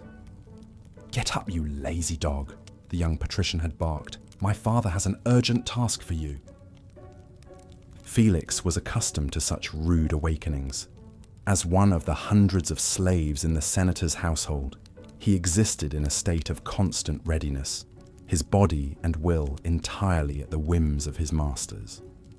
Rising wearily from his pallet in the cramped, fetid slave quarters, Felix quickly threw on his rough woolen tunic and hurried to the master's chambers.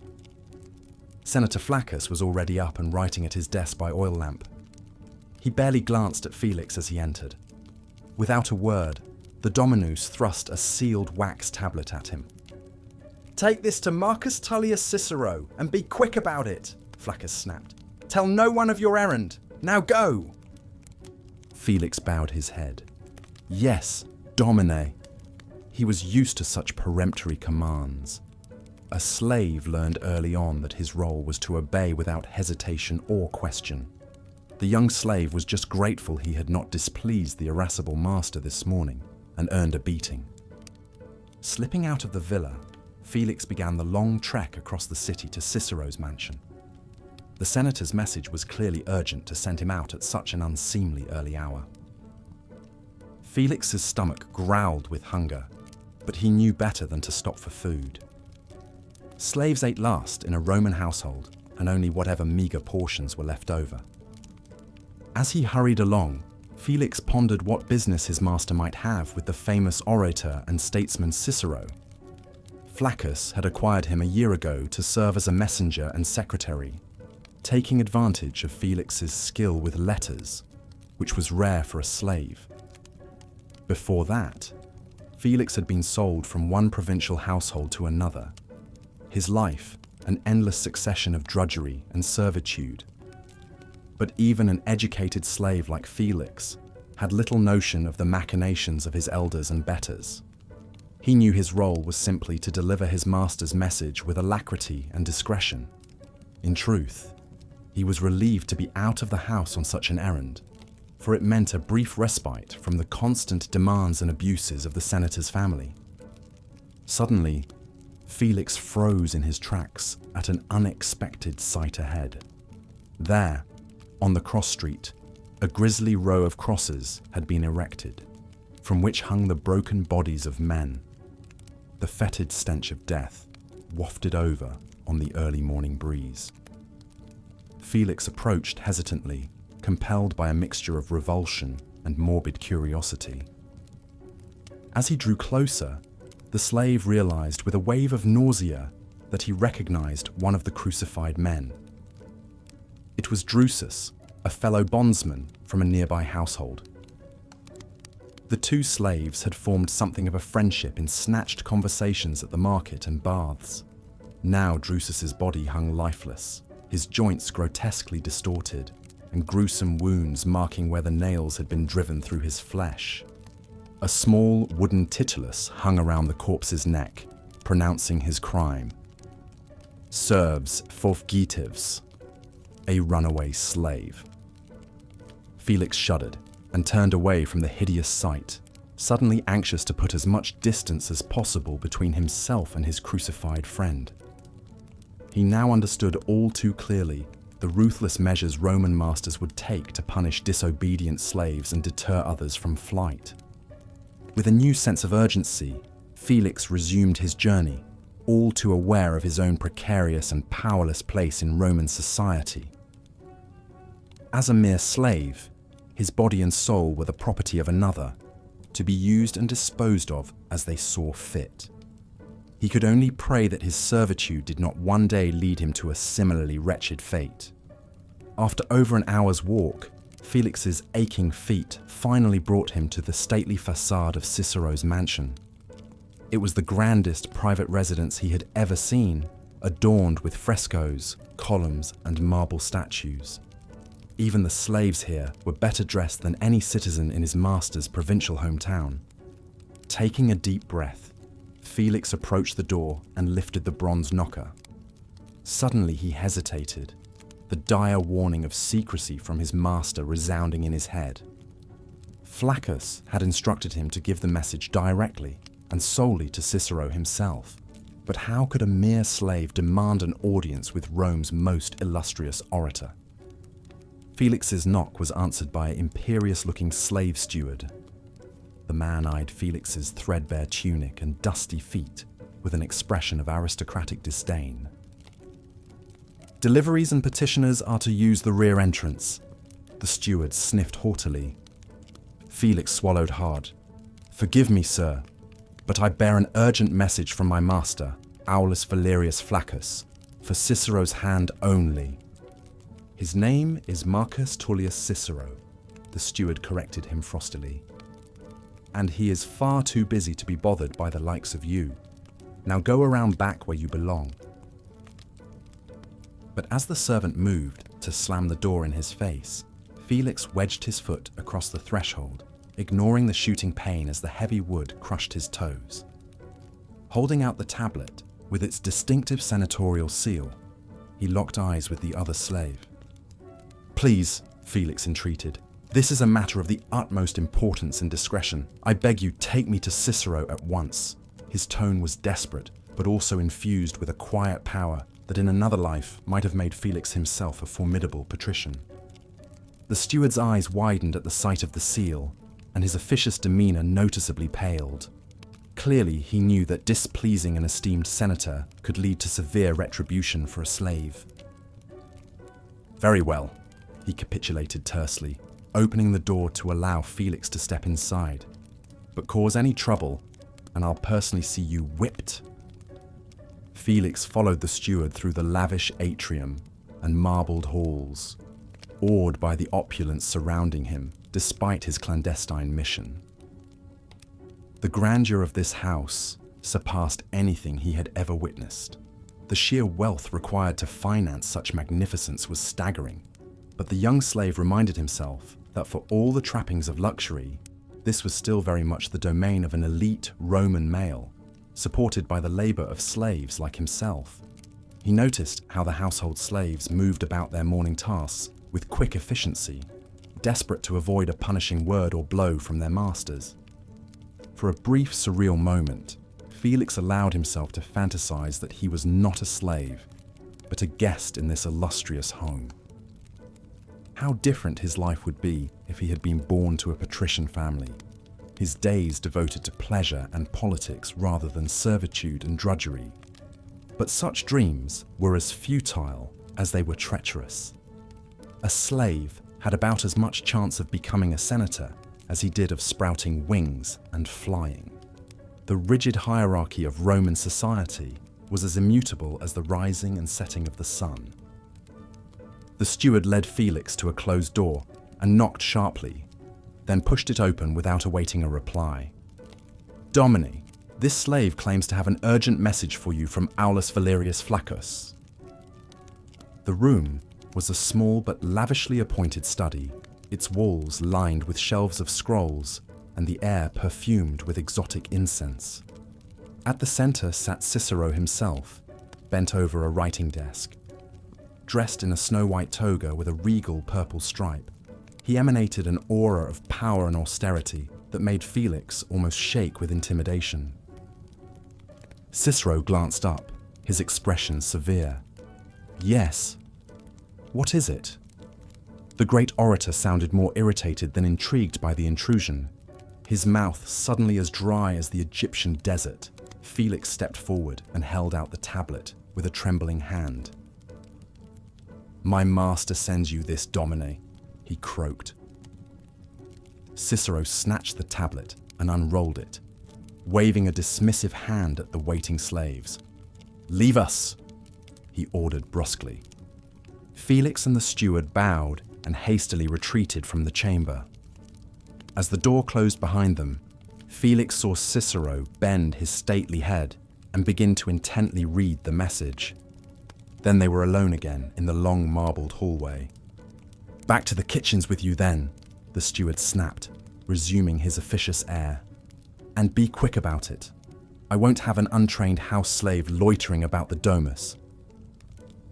"Please, sir," Felix protested. "I cannot return until my master's message is answered."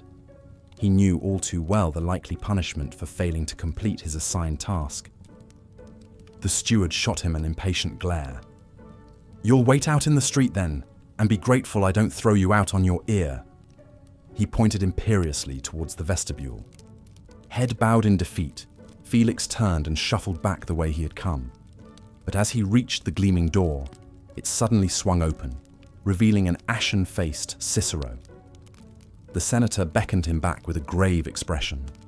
"It seems you have been enjoined in a most serious affair," Cicero announced. "You must swear to me, on your life, that you will repeat nothing of what you have seen or heard here today." Wide-eyed, Felix nodded his solemn assurance. "I swear it, Domine. I am my master's humble instrument, nothing more." "Let us pray to the gods that is enough," Cicero muttered darkly. Placing a hand on Felix's shoulder, he guided the young slave into another room furnished with rich couches and low tables. A sumptuous array of fruit, cheeses, and pastries was laid out on silver platters. "Recline and eat," the senator ordered, assuming his own position on a crimson divan. "I suspect we may have much to discuss." Felix hesitated, scarcely believing what he was hearing. Never in his life had he been invited to dine with such an illustrious citizen. The very notion of a slave sharing a table with a senator was unthinkable. Yet Cicero's tone brooked no argument. Gingerly, expecting at any moment to be rebuked for his impertinence, Felix settled himself on the edge of a gilt-legged couch. His stomach rumbled audibly as he eyed the exotic delicacies before him. Figs, dates, almonds, honeyed cakes. Luxuries he could never have dreamed of enjoying. Cicero regarded him intently over the rim of his wine cup. "Tell me," the great man pressed, "what do you know of the situation between your master and Gaius Antonius Hybrida?"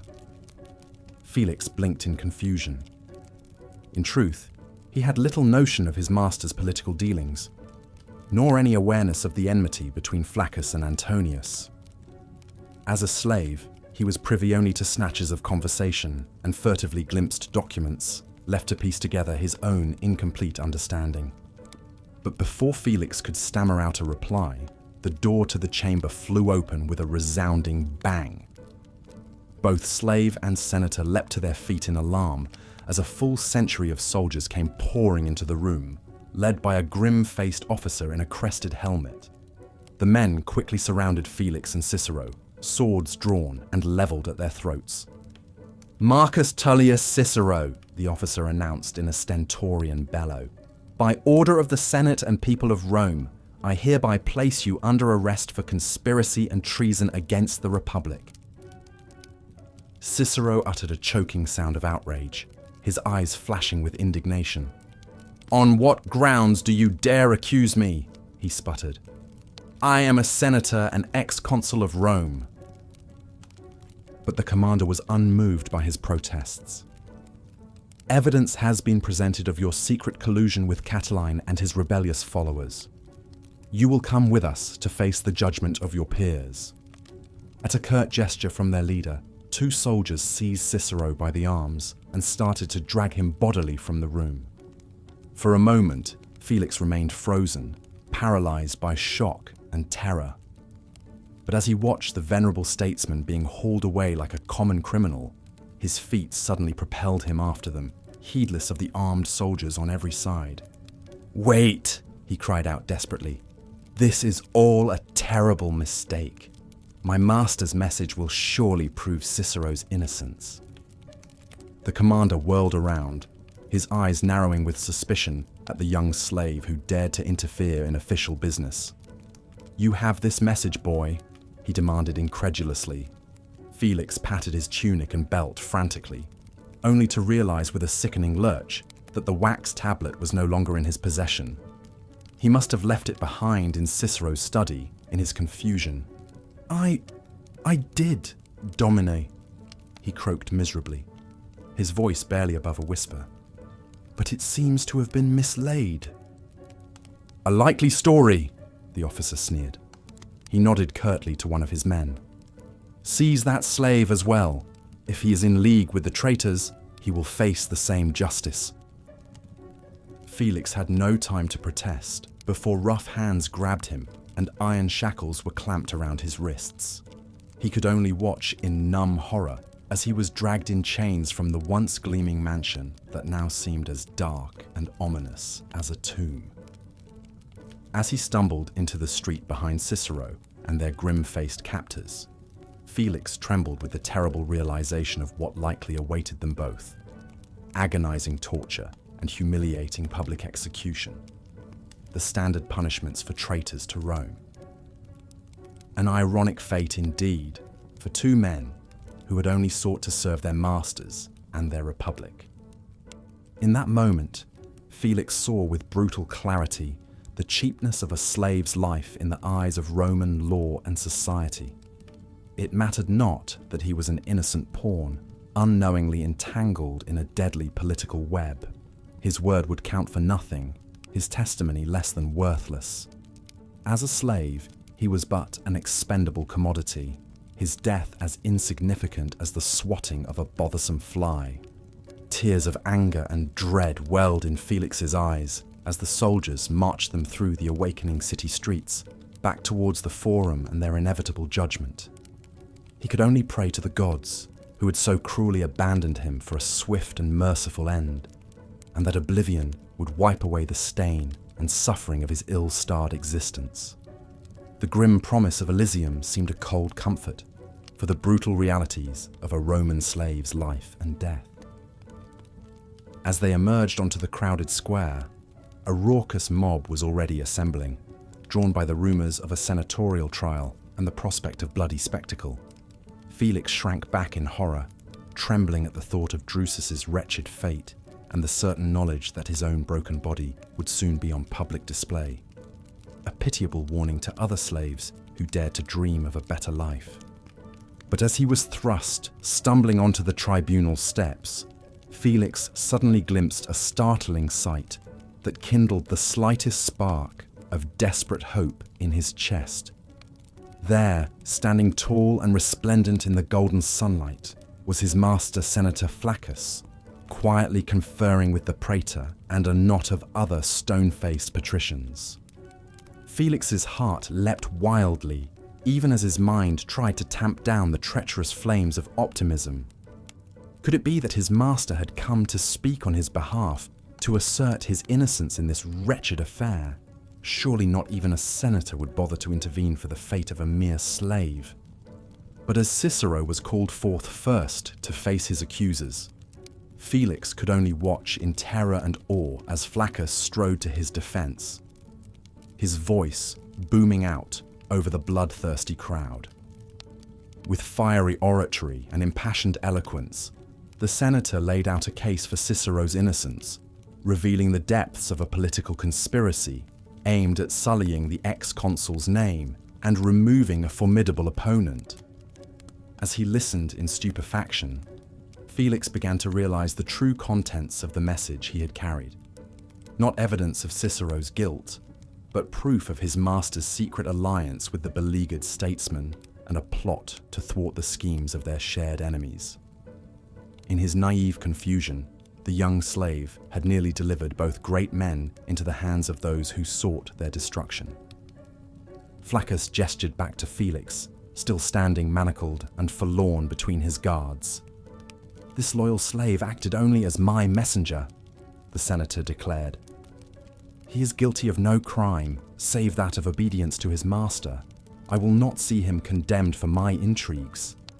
At his words, Felix felt a surging wave of gratitude and relief, even as bitter shame scorched his cheeks. How could he ever repay the senator's unexpected intercession on his behalf? He owed Flaccus. The stinging crack of the whip echoed through the vineyard, its cruel melody driving the weary slaves to pick faster under the sweltering Tuscan sun. For these wretched souls, there was no respite or escape from the endless drudgery that stretched from dawn until dusk. Their world had narrowed to an infinite expanse of ripening grapes waiting to be plucked by raw, bleeding fingers. At the edge of the vineyard crouched Delos, his back bent under the weight of a woven basket brimming with fruit. With each labored step, the blisters on his feet rubbed painfully against the rope sandals he hadn't removed in days. The other slaves moved mechanically around him, their faces blank, as if their minds had detached from their aching bodies as a merciful release.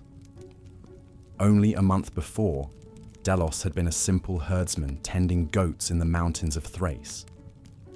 Then the legions had come, burning his village and slaughtering all who resisted. In the blink of an eye, he'd been reduced from a free man to a piece of property, sold at auction to his new Roman master. Now he was just another nameless laborer, toiling on one of the endless latifundia, the massive slave-worked estates that churned out the agricultural plenty that kept Rome fed. There were thousands of these plantations dotting the Italian countryside, some sprawling across hundreds of square miles. Aristocratic Romans would escape the bustle and filth of the city to relax at their country villas, oblivious to the army of faceless slaves that pruned their orchards, pressed their oil, and stomped their grapes. The latifundia ran on economies of scale, squeezing profits by working slaves to the bone while feeding and clothing them as cheaply as possible. Delos couldn't remember the last time he'd eaten anything but tasteless barley porridge and stale, mouldy bread crawling with weevils. He'd quickly learned to choke it down without complaint. The one thing Delos feared more than endless labor was displeasing the farm's villicus, the slave overseer charged with maintaining discipline and productivity by any means necessary. He was a hulking mountain of a Gaul, his bearded face crisscrossed with scars from the arena. Supposedly, he had killed over 100 men as a gladiator before being sold here to manage the vineyards with the same hardened brutality.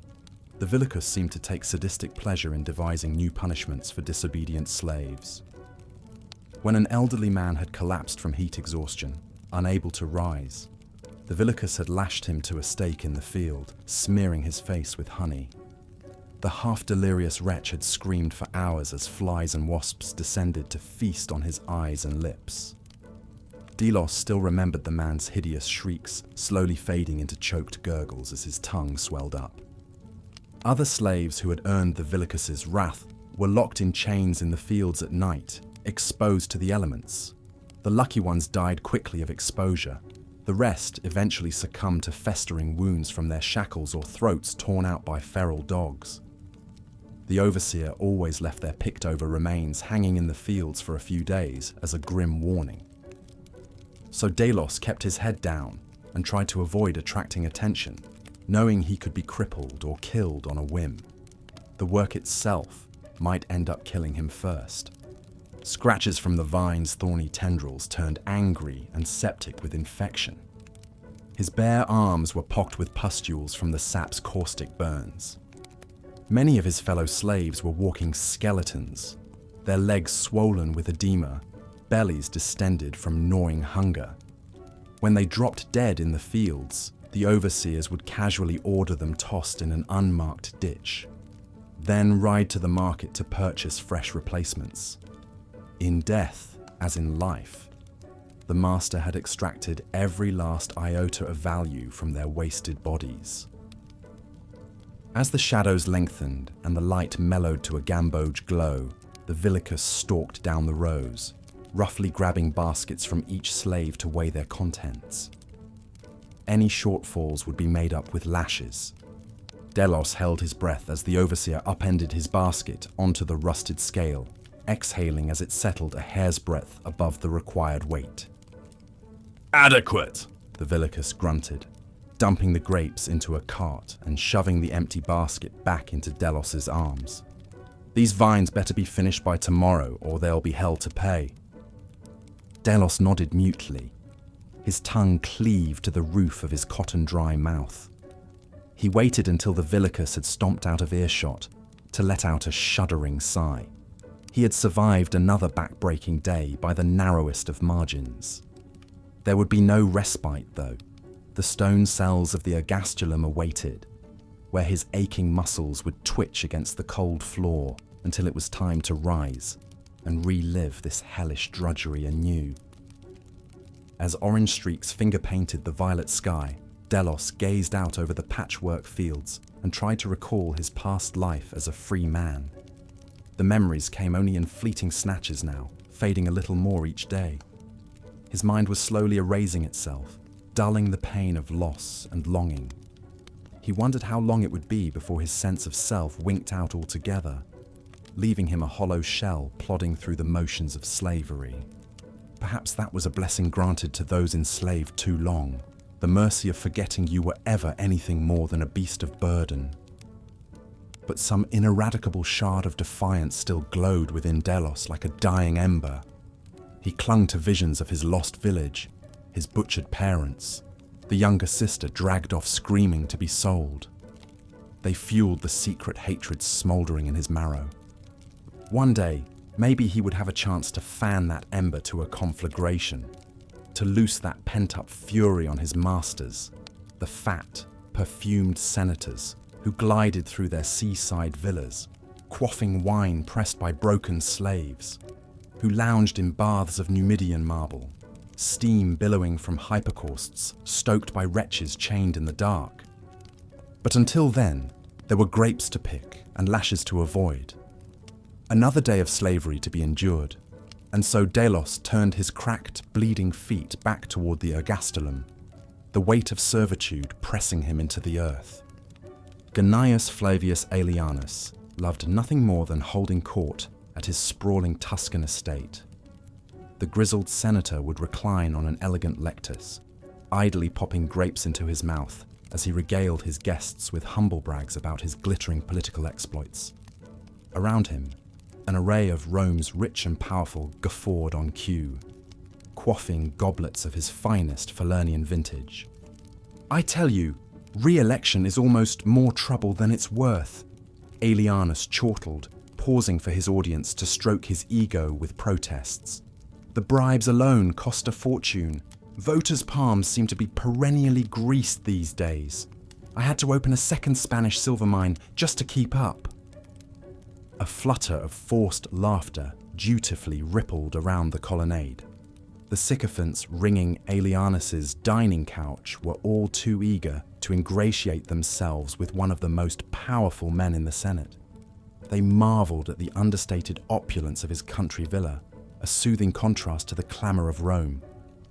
Aelianus clapped his hands and a train of slaves materialized, bearing platters laden with delicacies plundered from every corner of the Republic. There were shellfish from the waters of Britannia, stuffed dormice from Gaul, spices and pepper from the markets of Antioch, all procured at lavish expense and rushed to the villa by fast horses and ships. "I hope you brought your appetites, my friends," Aelianus said with a grandiose sweep of his arm. "I've had 1,000 thrushes' tongues brought in packed with snow from the Alps, the only way to truly savour their delicate flavour. The gods forbid our elevated tastes should be offended by a hint of spoilage." Applause and appreciative murmurs arose from the gaggle of Epicureans as they beheld the artfully assembled gustatory excess.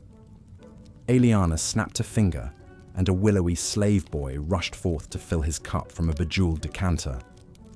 The senator took a slow sip, swishing the heady elixir across his discerning palate. "An excellent Cacuban," he pronounced, "though perhaps a bit too dry for my tastes. But one can't expect better from vines tended by Thracian hands." He cut a meaningful glance to the figure lurking behind his couch. It was the villicus of his vineyards, standing stiffly with eyes lowered. "Apologies, Dominus," the overseer said, his voice tight with obsequity. "I will have the slaves use a lighter touch when stemming the grapes." "See that you do," Aelianus said coldly. "I didn't install you as villicus to offer excuses. If I detect the slightest hint of slipping quality, you'll be back to fighting for your life in the arena." only this time without a sword. The overseer blanched, bowing his head lower. "It will be as you wish, Dominus." Aelianus stared at him for a long, unblinking moment before his craggy face broke into a jovial smile. He turned back to his guests, holding out his cup for an attentive slave to refill. "My dear friends, let us turn to more convivial matters. I'm eager to hear the latest delicious gossip wafting through the forum. Regale me with tales of which esteemed senators are secretly taking it Greek style from their slave boys." As the snickers and innuendo began to flow, Aelianus settled back into the plush cushions of his dining couch. This was the life, the just deserts of a man born to rule. To be a senator was to sit at the pinnacle of civilization, surveying the lesser orders from an unassailable perch. It was only right that countless slaves should toil in misery to support the lives of their betters. What were a few suffering servants compared to a man of Aelianus's status and accomplishments? Why the Republic itself would topple without the tireless labor of the enslaved masses? Aelianus glanced at the battalion of slaves ringing the colonnade, standing silent and head-bowed in their rough tunics. Each one was a mere cog in the elaborate apparatus of his entitlement, no more worthy of notice than the beasts that turned the millstones. He rarely thought of them at all, except to bark an order or dole out a beating. And why should he? A slave's purpose was to serve, to sublimate their wants and needs to those of the master. That was the immutable order that kept the Roman world turning. Without it, society would surely descend into anarchy and sloth. Yet as he pivoted his gaze across that sea of downcast faces, Aelianus could have sworn one pair of eyes had flashed to his, just for an instant before darting away. But in that split second he saw something that made his wine sit uneasily in his gut. Something jagged and feral, like the eyes of an animal tensed to lunge for the throat. The moment passed, and Aelianus shook off the unsettling sensation, taking a long draught of cacuben. He had 1,000 more important things to ponder than the imagined impudence of slaves. And yet, for the rest of the night, an almost imperceptible itch of disquiet lingered at the edges of his awareness. Even he couldn't say why, but Aelianus suddenly regretted letting the gladiator-turned-villicus discipline the field hands however he wished. Perhaps it would be wise to rein in some of the brutality on his estate, lest it breed dangerous resentments. He resolved to have his son increase security on their next visit, just in case.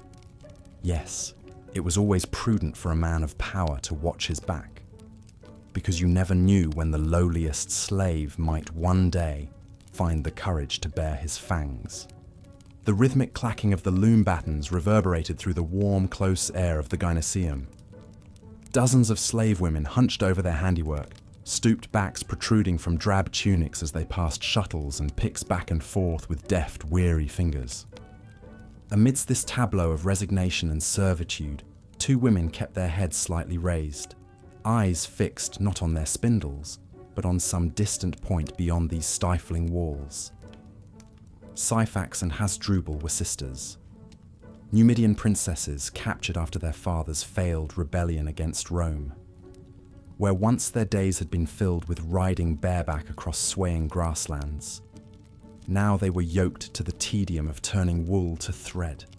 The sisters' regal bearing and swarthy beauty had not gone unnoticed by their new masters. They had quickly been given the choicest tasks, set to spinning and dyeing rather than scrubbing and scouring. Their hair was allowed to tumble in inky cascades over their shoulders instead of being shorn to bristles. Each wore the hint of kohl around her eyes, a forbidden cosmetic luxury. It was obvious why. Their masters wanted to keep them pretty enough to grace their beds. Since being dragged in chains to this place, Syphax and Hasdrubal had been forced to endure the nightly indignity of serving as concubines to the men who had slaughtered their people. Yet even as their bodies were violated and defiled, the sisters refused to let their spirits be broken. With each thrust and groan of their grunting defilers, they would retreat inward, steeling themselves with dreams of vengeance. Every night, as rough hands groped their flesh, they sank deeper into fantasies of the knife, of drawing a blade across a flabby white throat and watching the arterial blood spray. As the lesser slaves cast sidelong looks at the princess's swaying forms, the sisters just smiled enigmatically, lost in visions of burning villas and Roman heads mounted on pikes. They whispered to each other in their native tongue, keeping the ember of defiance aglow beneath a facade of meek obedience. One day they would shatter these chains. They would show their captors that a slave's hate only grows hotter and keener with the slow passage of enslaved years. But until then, there was wool to card and thread to dye, another shift of drudgery to be borne in mute forbearance. And so Syphax and Hasdrubal turned back to their spindles, faces schooled into masks of blank resignation. Their masters watched from the atrium, chuckling lecherously as they anticipated breaking the wild Numidian fillies yet again tonight. They thought they had tamed the sisters, pounded them into docile submission. Little did they know, buried deep in the flesh they routinely despoiled, the seeds of rebellion were quietly taking root. The streets of Rome teemed with the full spectrum of humanity, from aloof elites gliding by in perfumed litters to gaunt peasants hawking fly-specked wares. But some of the most wretched figures were the ones most easily overlooked, the public slaves scurrying about on the state's business. You could spot them by their close-cropped hair and rough tunics emblazoned with SPQR. Unlike domestic slaves, whose masters at least had a vested interest in keeping them marginally healthy, public slaves were utterly disposable. If one collapsed in the street, their overseers would simply requisition a fresh replacement. There was no task too degrading or dangerous for these chattel of the state. They cleaned public latrines reeking of uric acid and feces. They scraped human grease from the bottom of bathhouse plunge pools, gagging on the stench. They dragged animal carcasses out of the Tiber, bloated and discoloured with putrefaction. Most horrifically of all, some public slaves were put to work as executioner's assistants in the arenas and on the Gemonian stairs. They would cart off headless corpses or scoop entrails back into the slashed bellies of vivisected wretches. The lucky ones got to process those killed with a single sword stroke. The unlucky dealt with what remained of those crucified, burned or drawn and quartered. These slaves scuttled through the city like cockroaches, reviled and ignored by all. Their tunics were perpetually crusted with blood, shit and pus, the fluids of Rome's vilest tasks. They dared not meet the eyes of citizens, knowing the revulsion and disdain they would find there. It wasn't uncommon for a public slave to take their own life, rather than face another shift of unrelenting abasement. The most popular method was to accidentally slip and fall headfirst into the massive public ovens that heated the Caldaria. No one would mourn another state-owned drudge. 10 more would be there to scrape their charred remains out with the rest of the ashes. But some public slaves harboured more potent dreams than a swift end to their torment, as their hands mechanically mopped viscera and mucker. As we've seen, the lot of a Roman slave was a bleak and often brutal existence. From sunup to sundown, their lives revolved around unceasing toil and servitude to their masters. They were stripped of their autonomy, their agency, even their basic humanity, viewed as little more than living tools to be used and discarded at their owner's whim. But amid this landscape of exploitation and cruelty, there are remarkable stories of individual slaves who managed to rise above their circumstances. Through ingenuity, perseverance, and sheer force of will, they forged a glimmer of hope in an otherwise hopeless existence. Perhaps no tale better encapsulates this than that of Epictetus, one of Rome's most renowned Stoic philosophers. Born a slave in the 1st century AD, Epictetus spent his youth in servitude to a brutal master named Epaphroditus. As a secretary in his master's household, young Epictetus would have been at constant beck and call, his days filled with endless dictation, correspondence, and clerical drudgery. Yet even in bondage, his keen mind and curiosity shone through. Epaphroditus, himself a former slave who had earned his freedom, recognized Epictetus's intellectual gifts. In a rare act of generosity, he allowed the young man to study philosophy under the Stoic master Musonius Rufus. It was a fortuitous turn of events that would shape the course of Epictetus's life and cement his place in history.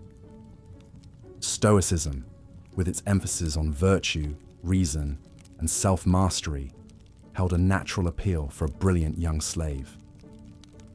Its teachings provided a framework for rising above suffering and external circumstances, for maintaining dignity and purpose even in the face of oppression.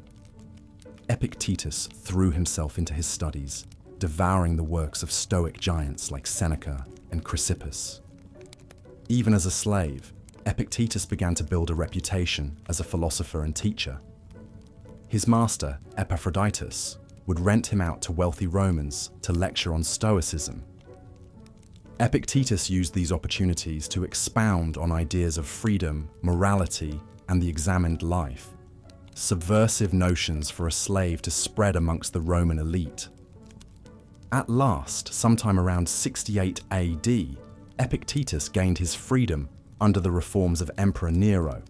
Now a freedman, he continued teaching and attracted a devoted band of students.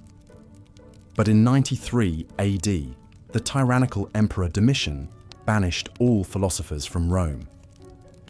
Epictetus fled to Greece, where he founded a school and spent the rest of his days teaching and writing.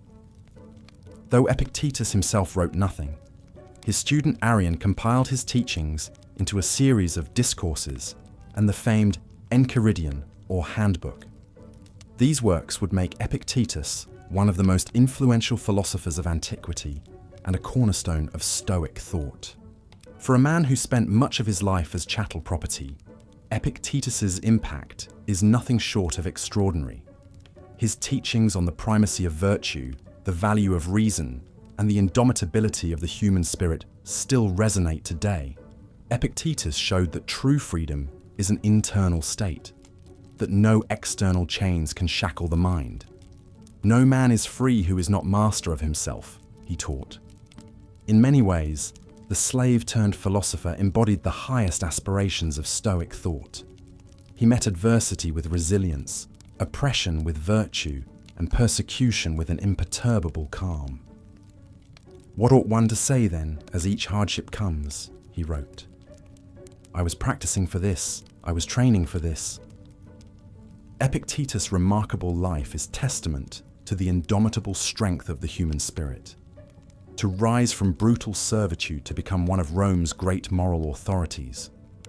That is a story for the ages. His example gave hope to the downtrodden and purpose to countless generations seeking meaning in a chaotic world. Yet for all his monumental accomplishments, Epictetus never forgot his roots as a slave. He likened his former oppression to a donkey's burden, a load that must either be borne or cast off. In his teachings, he exhorted masters to treat their slaves with fairness and kindness. Slavery is the name of a circumstance, not of a person's worth, he proclaimed. It's tempting to hold up Epictetus as a triumphant figure who transcended slavery to achieve greatness, but to do so risks overlooking the brutal realities faced by millions of Roman slaves who never escaped their bonds. Epictetus was the rarest of exceptions in a society built on entrenched and remorseless servitude. The fact remains that the vast majority of Rome's slaves lived and died in wretched obscurity, their suffering lost to history. For every Epictetus, there were tens of thousands of nameless drudges who slaved away in fields, mines, factories, and households until death or infirmity claimed them. Their stories may be lost, but their lives were no less significant. As we reflect on the legacy of Roman slavery, it's important to recognize both the exceptional individuals like Epictetus and the faceless multitudes they left behind. Together, their stories paint a complex portrait of resilience and subjugation, of the heights of the human spirit and the depths of human cruelty. In the end, perhaps the true lesson lies somewhere in between, in recognizing the dignity and worth of every human being, regardless of their station. Epictetus himself put it best. Remember that you are an actor in a drama of such a kind as the author pleases to make it. If short, of a short one, if long, of a long one. If it is his pleasure, you should act a poor man, a cripple, a governor, or a private person.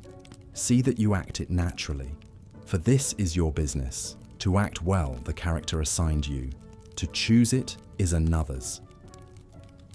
The Roman slave may have been assigned a wretched role, but their struggle was no less dignified. Their oppression was not ordained by nature, as the Romans believed, but imposed by the cruel hand of their fellow man. In the face of such injustice, even small acts of defiance, of kindness, of learning, of simple survival shine like beacons in the darkness. So let us remember the Roman slave, not only the heroic few, but the forgotten many. Let us honor their struggles and draw strength from their example. And let us recommit ourselves to building a world where the dignity of every human being is cherished as an inalienable right. For in the end, we are all assigned a role in this great drama of life, and it is up to us to act it naturally and well. The lonely, tortured lives of slaves condemned to toil in the mines and quarries of Rome is a harrowing yet often overlooked chapter of this brutal institution. Far from the bustling streets of the Eternal City, thousands of wretched souls were banished to a dark, confined underworld, where they labored in abject misery until their deaths. These subterranean hellscapes were like gaping wounds cut deep into Italy's picturesque countryside. The most notorious was the Lautumiae prison in Syracuse, a sprawling network of tunnels and galleries gouged out of bedrock to harvest precious limestone. Here, as many as 7,000 slaves at a time were crammed into dank, suffocating pits, their lungs choked with stone dust. From dawn until dusk, they swung pickaxes and hauled boulders, their slick skin glistening in the flickering lamplight.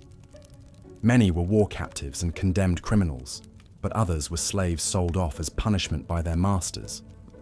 All were quite literally worked to death, their broken bodies unceremoniously dumped into mass graves. So noxious were the conditions that even the Roman Senate once debated a proposal, ultimately rejected, to at least clothe the nakedness of these mine slaves, if only to make their appearance less offensive.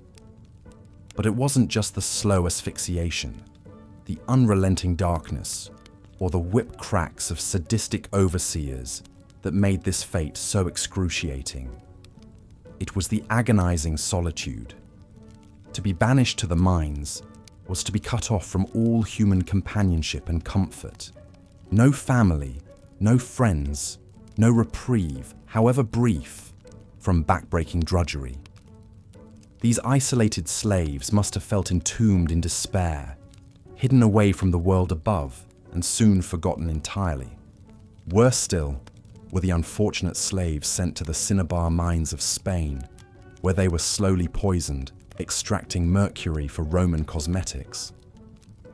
Pliny the Elder tells us their sentences were carefully calculated. As long as they can survive the poisonous fumes, their punishment continues. The taint of mercury eroded their minds and twisted their bodies until they perished in drooling insanity. But perhaps saddest of all were the child slaves born into this lightless void, who never even glimpsed the sun or breathed fresh air.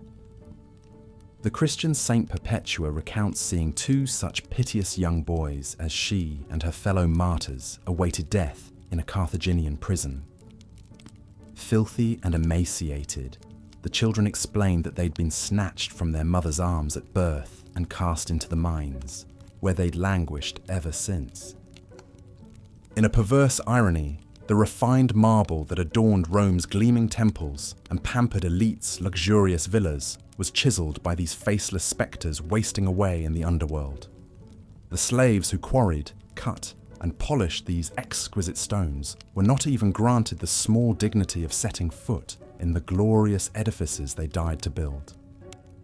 Consider the tale of Doris, an elderly Greek slave consigned to the pitch-black tunnels of a Roman clay mine. In a letter found preserved on a pottery shard, he laments to his former master Aeschrion, "I beg you by the gods, as I begged you before. If you are willing to do this, master, please send me a blanket.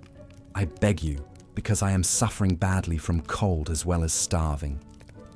The clay is very deep, and the gallery is quite airless."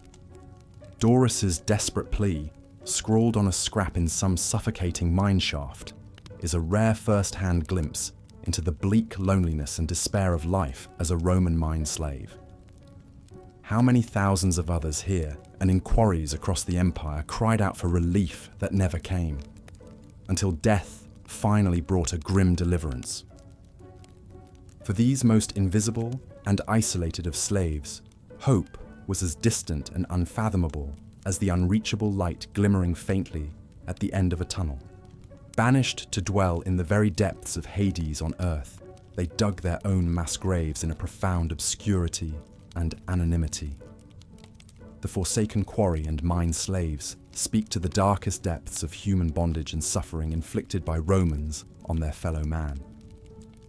Turning from the subterranean isolation of mine slaves, we emerge back into the sunlight to witness another class of servitude defined by skill and splendor rather than shadows. These were the slave artisans and engineers who applied their brilliance and craftsmanship to constructing Rome's most iconic monuments. The magnificent architecture that has endured as Rome's greatest legacy was designed and erected in large part by enslaved masters and laborers. Take the resplendent Pantheon, that triumph of Roman engineering, renowned for its perfect proportions and majestic dome. Fittingly, for a temple to all the gods, the Pantheon represents a divine synthesis of technical virtuosity, revolutionary use of arches, coffers, and concrete, with transcendent artistry and beauty. Few who marvel at this ancient wonder today would guess that its sublime form was conceived in the mind of a slave. His name was Lucius Coccius Auctus, and though his contributions have been largely lost to history, Auctus was the architectural visionary behind Agrippa's Pantheon. Born a slave in Tralles to Greek parents, Auctus took the surname of his master, Coccaius, after he was freed. But before his manumission, this prodigy of a servile background had already begun designing and overseeing construction of the largest concrete dome ever built. Auctus is but one luminous example of the countless skilled slave laborers who built classical Rome as we picture it. The Colosseum, Trajan's Market, the aqueducts, all marvels brought into being through the genius and sweat of slaves and freedmen, though the emperors claimed the glory. There was Apollodorus of Damascus, the Syrian Greek slave who served as Trajan's chief architect, engineering the emperor's forum, column, and market. Or Heron of Alexandria, an ingenious Greek slave who invented the first steam engine, vending machine, and other mechanical wonders. While slave miners languished in hellish anonymity, these slave savants and artisans labored in a different kind of obscurity, their talents co-opted and identities eclipsed. The hands that measured and plotted, that laid stones and erected scaffolds, that carved reliefs and plastered frescoes, were the hands of slaves. But their masters alone would be enshrined by the munificence of these monuments. This was the grand bargain for so many skilled slaves of Rome, to surrender name and ownership of one's genius in exchange for slightly more civilized treatment. To design resplendent baths for the masses, palatial villas for the elite, and divine sanctuaries for the gods, knowing these sublime creations would be credited to other, freer men. To literally build the towering glory of Rome, yet be dwarfed and concealed by it for eternity. As we've seen, the treatment of slaves in the Roman world was often brutal and dehumanizing. They could be beaten, branded, even tortured, or killed on a whim. Most led lives of endless toil and drudgery, seen as little more than living tools by their masters. But even in this bleak landscape, there were rare glimmers of hope and humanity. Very occasionally, the bond between master and slave could blossom into something approaching genuine affection and care. We see this in the famous story of Marcus Tullius Tiro, the trusted slave of the great orator Cicero. Tiro was an exceptionally gifted slave, educated and refined. He served as Cicero's personal secretary, librarian and confidant. His duties included handling Cicero's correspondence, transcribing his speeches, and even writing some works published under Cicero's name. Over decades of devoted service, the two men developed a deep bond. Cicero himself writes of his affection and concern for Tiro when he fell ill. In a remarkable act for a Roman noble, Cicero finally granted Tiro his freedom in 53 BC. It was exceedingly rare for such an educated and valuable slave to be manumitted. In freeing Tiro, Cicero called him not only my slave, but my very dear friend. Tiro would go on to enjoy a successful career as a freedman. He even published books of Cicero's more personal letters and witticisms. We can scarcely imagine the inner emotional world of a Roman slave. But in Tiro's story, perhaps we catch a fleeting glimpse of one slave's humanity peeking through the cracks of an inhuman system. However, we must be cautious not to overstate these sentimental ties. The vast majority of slaves toiled and suffered in obscurity, treated as disposable objects. Even the lucky few who were freed still bore the stain of their former servitude. Freed men and women, while no longer property, occupied a liminal status in Roman society. They were expected to show deference and perform unpaid service for their former masters. They could not hold political office or marry into the senatorial class. The taint of slavery lingered. But for the select few granted manumission, it was still a treasured deliverance. Ironically, many of the most famous rags to riches stories in Roman lore are those of freedmen who rose to positions of great wealth, privilege, and influence. Take the remarkable tale of Tiberius Claudius Narcissus. Born a slave in the imperial household of Claudius, he quickly distinguished himself through his keen intelligence and administrative savvy. He became the emperor's most trusted advisor, serving essentially as the power behind the throne. At a word from Narcissus, senators and aristocrats could be ruined. Through his close relationship with Claudius, Narcissus amassed a fortune and wielded unprecedented influence for a former slave. He played a key role in the imperial conquest of Britain. Some estimate Narcissus was one of the richest men in the empire. Yet his power and position always rested on the fickle favor of the emperor. When Claudius was allegedly poisoned by his ambitious wife Agrippina, Narcissus's fate was sealed.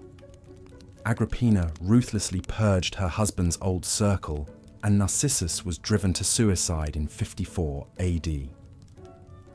His dizzying story underscores both the heights a talented freedman could reach and the precariousness of their position. Narcissus, like all former slaves, discovered that true acceptance in the highest echelons of Roman society remained elusive. The stories of Tiro and Narcissus offer us tantalizing peeks into the complex inner lives of Roman slaves. They reveal glimmers of hope, agency, even deep bonds of affection in an institution built on the most callous subjugation of human beings. But we must be careful not to sanitize this grim reality. The blunt, uncomfortable truth remains that slavery was utterly ubiquitous and unquestioned in Roman society. These sporadic acts of kindness and social mobility for a fortunate few do not change the underlying brutality and exploitation that defined the system. The lavish villas, gleaming aqueducts, and magnificent monuments that still awe us today were all built on the scarred backs of a slave populace.